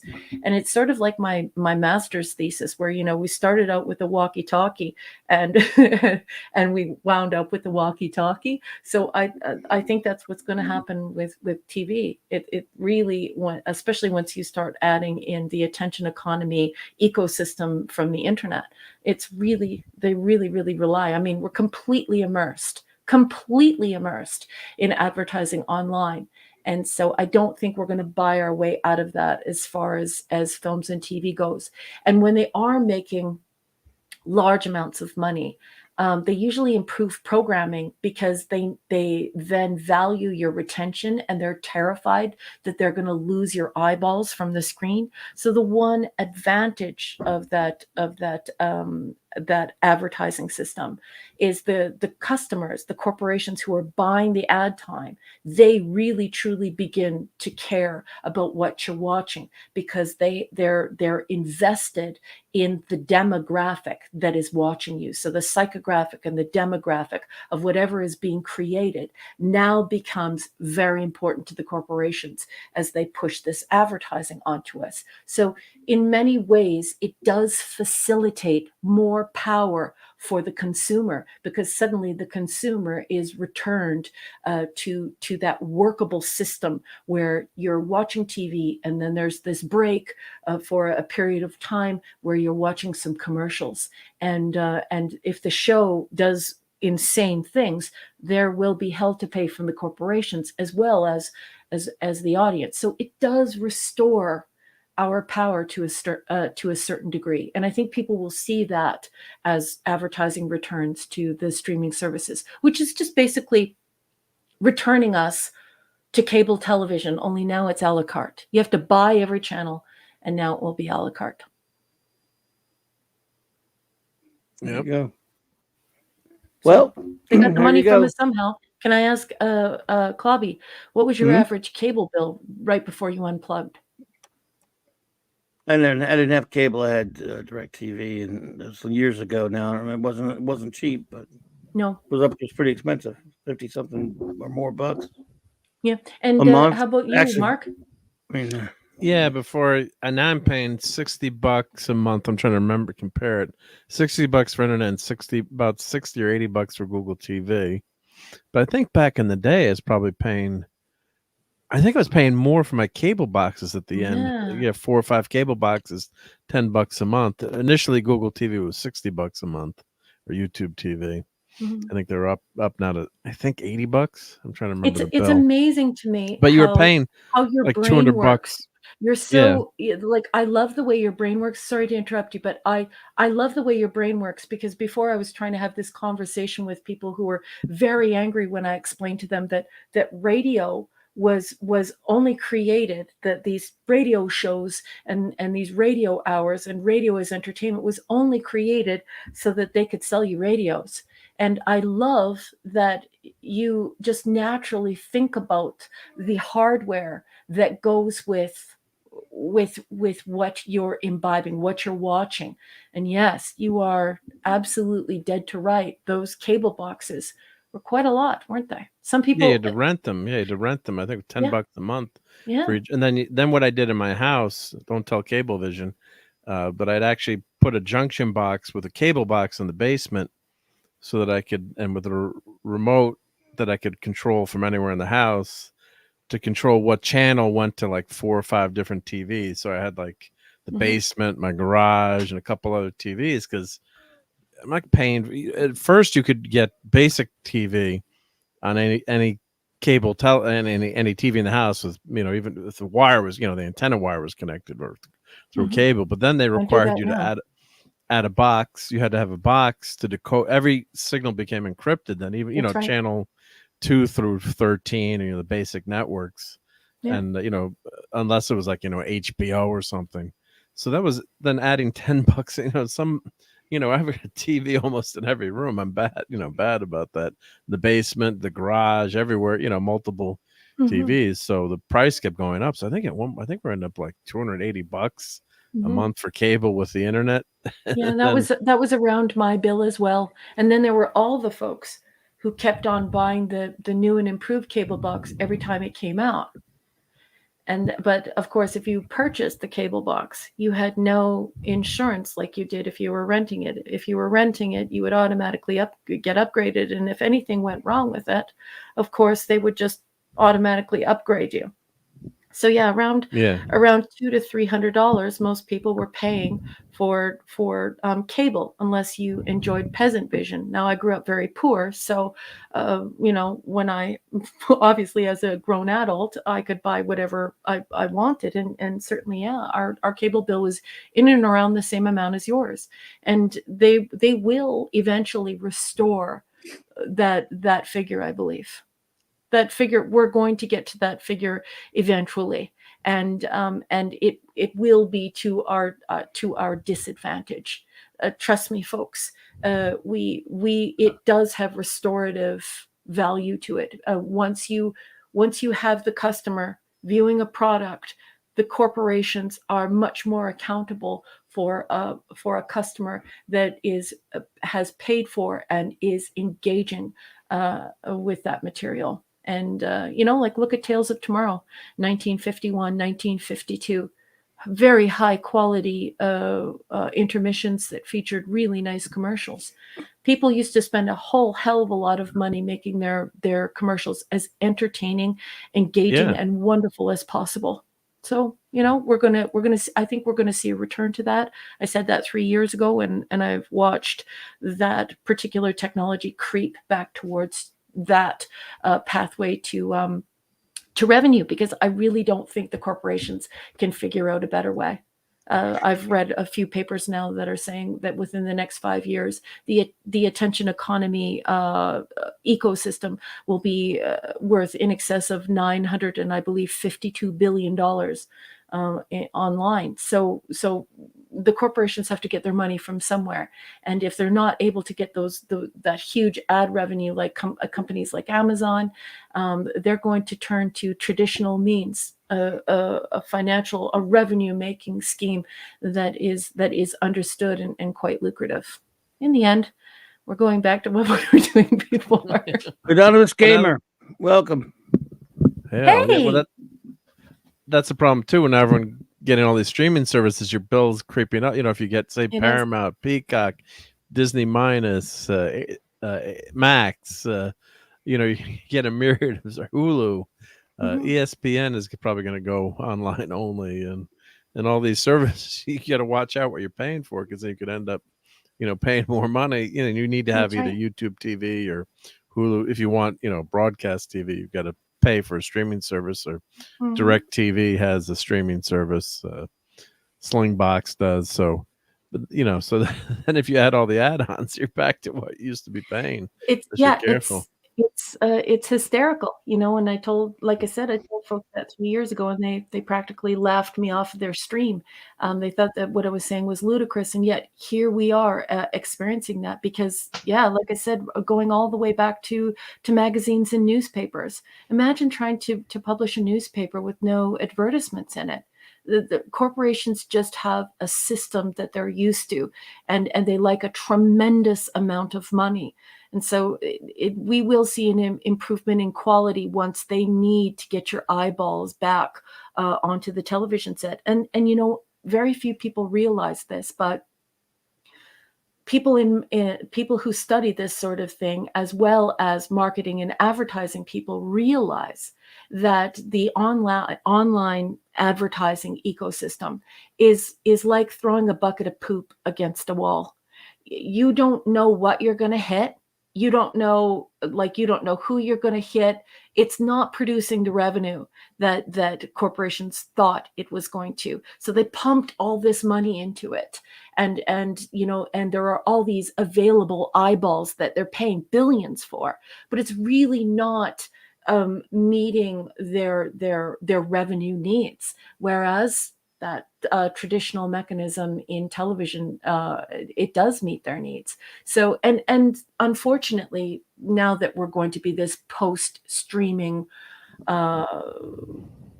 television watchers again, one bad thing about it is that they slowly removed our ability to own any of these things. So now no one, well, I'm not going to say no one, but many people don't own a DVD player or a Blu-ray player. Many people don't own a VHS player. And so what has happened is that they've also strengthened their ability to control your ability to rewatch things without having to pay for it again. So there have been some things that have happened during this. Streaming is the next best thing. I never have to pay for commercials ever again, and yet I'm on social media 24 hours a day talking about how I'll never pay for commercials ever again. Immersed in advertising. So there's a huge correction coming. And some things just disappeared too. I mean, like streaming on a PlayStation, if you bought stuff and they lost the rights to it, they said, you don't sorry, have that anymore. You don't have it anymore. Hey, Tom, what's up, buddy? Good to see you, Tom. Tom! Hey, Tom. With the salute. Well, and that's sad because I think that a little bit of magic has been lost in that, and I think it's sullied the relationship betwixt the viewer, the consumer, and the corporation. But I mean, the corporation has also sullied its relationships with artists and creators. We're definitely going to have to see some type of return to artist over corporate product, or that mechanism will fail, especially once it re-engages with the instant viewing of the consumer of the commercials, and it being contingent upon their viewability, that or their ability to view. Yeah, right. So good night, Maddie's daddy, Steve, buddy. Good to see you, man. Merry Christmas. Steve, yep. Happy New Year to you, Happy buddy. New Year. Right behind you. Well, yep. All right, everybody. Well, it's been a lot of fun. I'm so glad you all joined us tonight. We're going to start moseying our way out here. Then we're going to definitely shout everybody out tonight because we didn't get a chance to do it last night. Muhammad said, hey there. Welcome. Hello. Welcome. Hell. So any final closing words you may have, number one? Well, you know what? I love you, and thank you so much for creating this space for all of us. And thank you so much for hosting us all tonight. I speak for everyone here when I say we all had a marvelous time because you are such a wonderful person. I adore you. Thank you for another year of incredible memories, of fantastic conversation, of just all the nights that we spend talking about all of this cool stuff. Thank you for teaching me about comics. Thank you for making me collect Star Trek comics. Thank you for loving me. Thank you for being just so smart and warm and funny. And thank you for the way you treat my family. They all just love you so much. And I love you. And hail to the chat. Thank you so much for joining us this evening. Thank you for all the wonderful things that you do and say in the chat day after day, week after week, month after month here on CLOBBERIN Times. And I hope this year, if you're not a member yet, that you will join us and become a part of CLOBBY'S virtual comic book shop. We have a mini Star Trek convention every Saturday night, and we have a heck of a good time. And to all of you who are already a member, you're already members, thank you so much. I love you all so much. We are so grateful for your company and for your friendship, for everything. So, and thank you to all the wrenches for your hard work this year, all of your contributions, and promoting my one of the best friends I've ever had, for getting out on social media and promoting him everywhere. I love you, Eric K, Chris Persia, Larry, all the guys. Love you so much. And last but certainly not least, I just want to thank Mark. Mark, you are such an incredible friend. I love you like a brother.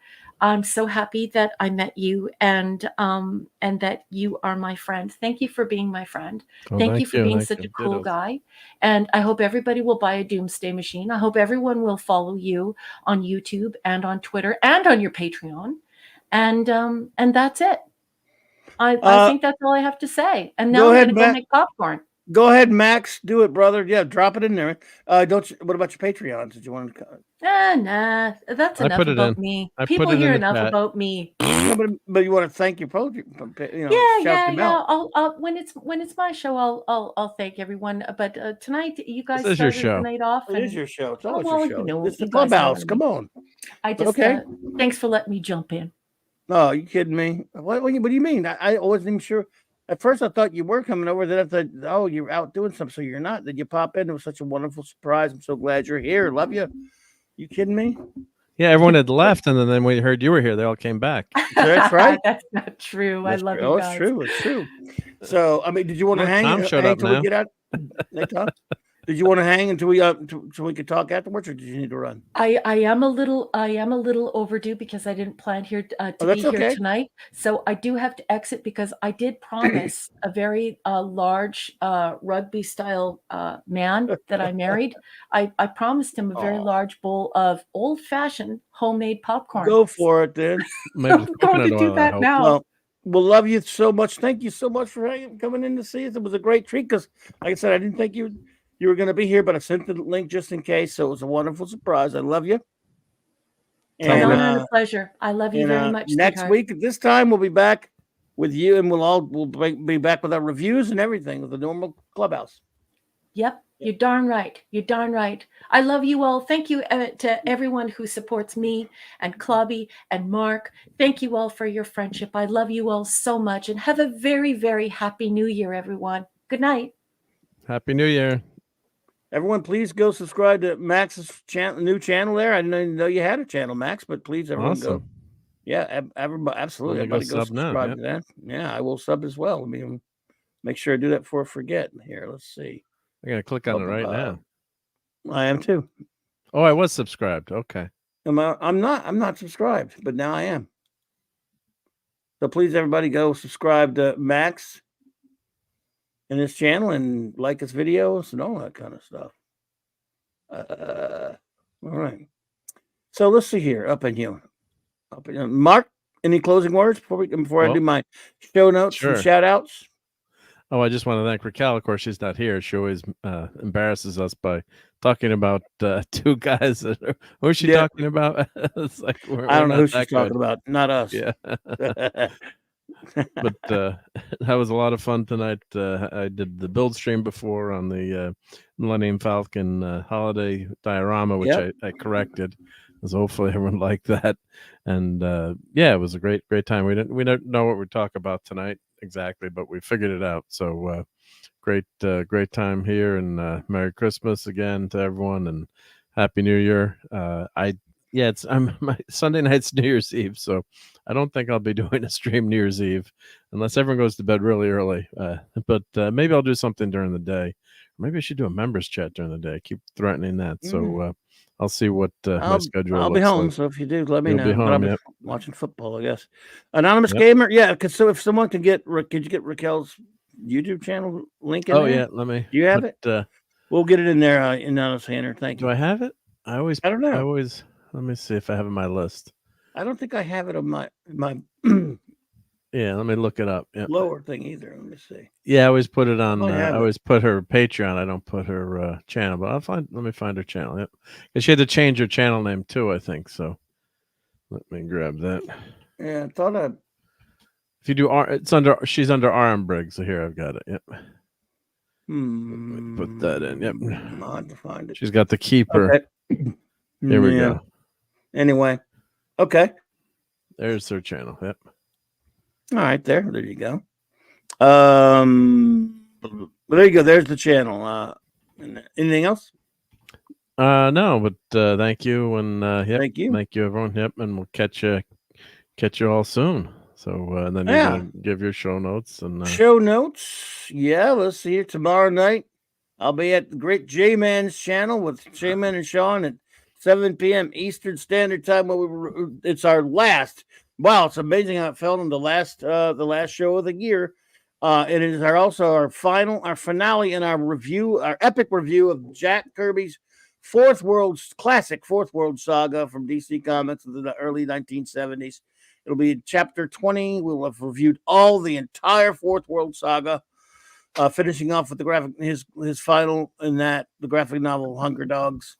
So looking forward to that. I don't know if I'm not going to be there, but I do know that 32 Flavors of Nick Weiser, my good buddy, the Friday Night Comic Shop boys, we'll be talking about Alpha Core with the Chuck Dixon's Rippaverse comic, and that's 8:30 p.m. Central, I believe. I think they'll have a guest. But Saturday Night Star Trek, the final Saturday Night Star Trek of the year. And again, it'll be open Trek Talk like it was last week. Number 1 will be on shore leave. And we'll return the following week with our normal review show, reviewing all of Real Star Trek, 66 through 05, 735 Club. If you don't like that and don't whine about it like a big baby, it's just the way it is, like some have. And it's gotten back to me. Anyway, so yes, this will just be an open Trek Talk. I'm going to talk about, Trek in different aspects of Trek, just like I did last week. And you were all fantastic who hung out with me last week, and I appreciate it. So that's Saturday night, same Trek time, same Clubby channel, 9 p.m. Central Standard Time. And then from there, of course, next week, back to the usual shows. I'll do a show New Year's night. In fact, New Year's Day. Before that show, I'll even go on J-Man's channel for our Legion of Superheroes, continuing reviews of that. But anyway, let's do our shout-outs. First, the great wrenches, the great Derek K, Chris Persia, the great Chris Persia, the great Debug Martin, Lord and Lady Thoughts, J-Man, Maddie's Daddy, Kal-El, Fanty Outside, Hungry Boy, Maximum, Redstone. And let me see. Now it's time to shout out all of you wonderful friends who are here with us tonight in the chat, because I really appreciate you. This is the last. Well, I'll do it Saturday night as well, but let's do it now. Our last Clobbering Times, Clubby's Clubhouse shout out, because you've all been fantastic. I cannot thank you enough for being with us tonight. Well, let me stop, take a brief second, see what Don has to say. That was fun. Final Clubhouse stream of 2023. Thank you, Clobby, Mark, and all. See some of you again in seconds on a few streams and others in 24. Yeah, there you go. In 2024. Till then, remember it. Well, remember what? Oh. Till then, remember. All right. Okay, anyway. So, shout out to you all who are here with us tonight. Anonymous Gamer, thank you for popping in. Appreciate you. Happy New Year. Ezra Goldstein, Happy New Year. Don Ranger Power, Happy New Year. Mars Monkey Max, Happy New Year. Lisa, Happy New Year, dear. JT Kirk, go Lions, and hopefully play the Browns in the Super Bowl. Happy New Year, JT Kirk. Princess Fiona, the beautiful, wonderful Princess Fiona. So much fun having you here tonight. Thank you for all you do. Happy New Year to you and yours, my friend. Let's see here. Shalom, Ezra Goldstein. Happy New Year to you. I got to scroll. Since I scroll the one I haven't said yet, I guess it takes a second sometimes. Could not be reached for further comment. Happy New Year. Let's see. Takes a second sometimes. Brian Hepburn, Happy New Year. Oliver Belamonte, Happy New Year. Jamie Harbert, Happy New Year. Muhammad said, Happy New Year. Midnight said, After Dark, the great Tom Connors, Happy New Year, buddy. Let's see, up in here. Did I say Oliver already? Oliver Belamonte, in case I didn't. Happy New Year. Oh, well, can't hurt to do it twice. My dumb memory, you never know. Son Lee, Happy New Year.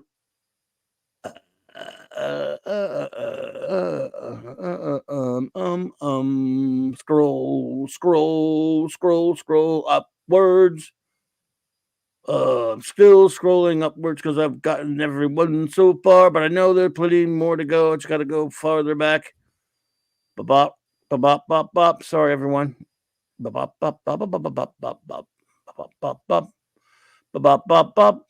Hope I didn't miss anybody. No, I didn't so far. I'm doing pretty well so far. I'll get everyone though. I promise everyone. This is the scrolling, vamping. Kitty Bear, Happy New Year. It's an active chat tonight, so you got to do it. Yeah. Takes a while to scroll. Parker, look, Happy New Year. It takes a while to scroll to one that you haven't done yet. Minimusness, Happy New Year-isness. Grim, I didn't know Grim popped in. I missed it. Grim, Happy New Year. I'll take this time out to say Happy New Year to all you lurkers. Thank you so much. You are fantastic. I appreciate you so much and all your lurking. And anyone watching on a download or a rewatch, thank you so much. I really appreciate it. Happy New Year. Incidentally, anyone, please like and subscribe if you would. If you don't mind. It's not too much trouble. I appreciate it. Let's see here. Let's see. We're getting there. There's still got to be a few more I haven't gotten to yet that were here earlier. David Glenn, Happy New Year. Mazarus, Happy New Year.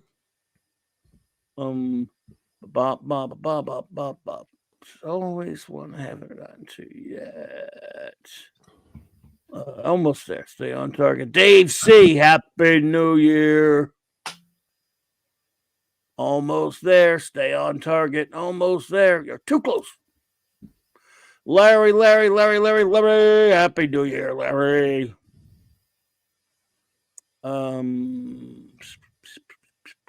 Blunt Reviews, Happy New Year, my friend.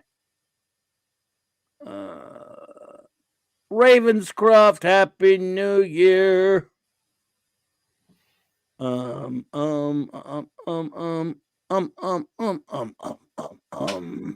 Penny, Happy New Year, my dear.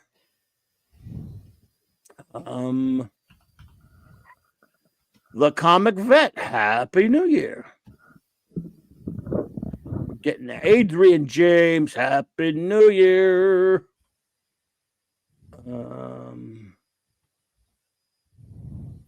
Let's see. We're almost there. What do you think? Oh, Mr. All Niblet, Happy New Year. Yeah, we got a couple more. I'm confident there will be more because I think I can think of one that might have been here. In fact, I know there's some I haven't called out yet, but we're getting there. Wow, man, it's a lot of messages. A lot of people tonight. Yep. Yeah, Das Wolfen, Happy New Year.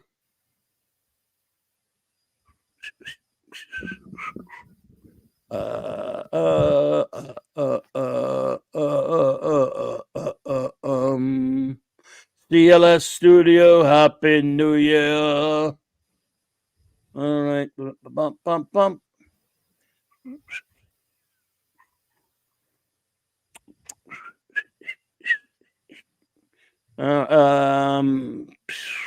Okay, I think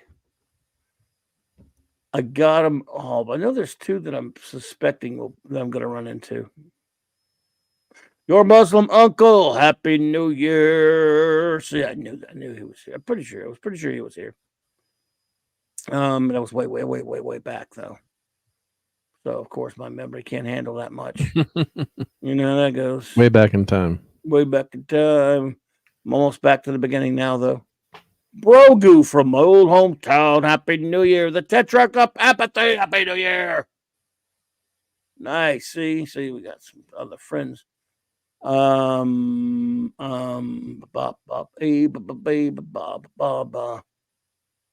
Wagner here? I don't think so. Someone, because Ravenscroft was saying Wagner. He mentioned Wagner, I think, in his. Oh yeah, showed some of his memes. But hey, Wagner here, not Happy New Year, Wagner. We love Wagner. So yeah. Claude Selling, I knew it. Happy New Year, Claude Selling. And I know that my buddy FKH C2005 was here, so happy New Year to you, sir. I think J-Man stopped in, but I think I said happy New Year to him already. Keely Chow, roll that happy New Year. And that's it. We got it. We got everyone. Did anyone pop in unexpectedly after that? No. Okay, there we go. So thank you all for being here with us. Chats at the last minute either, right? Not yet anyway.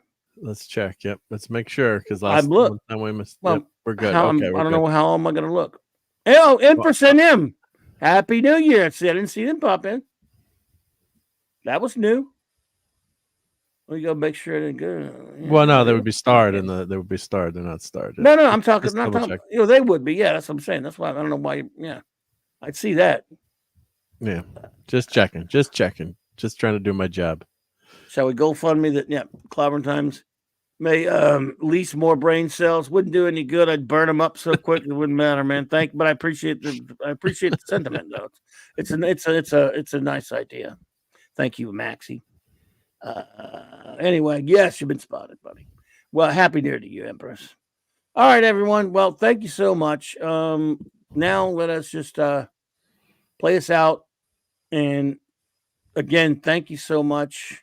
I hope to see you here for Saturday Night Star Trek, but if I don't, happy New Year to you all. Good night, everybody.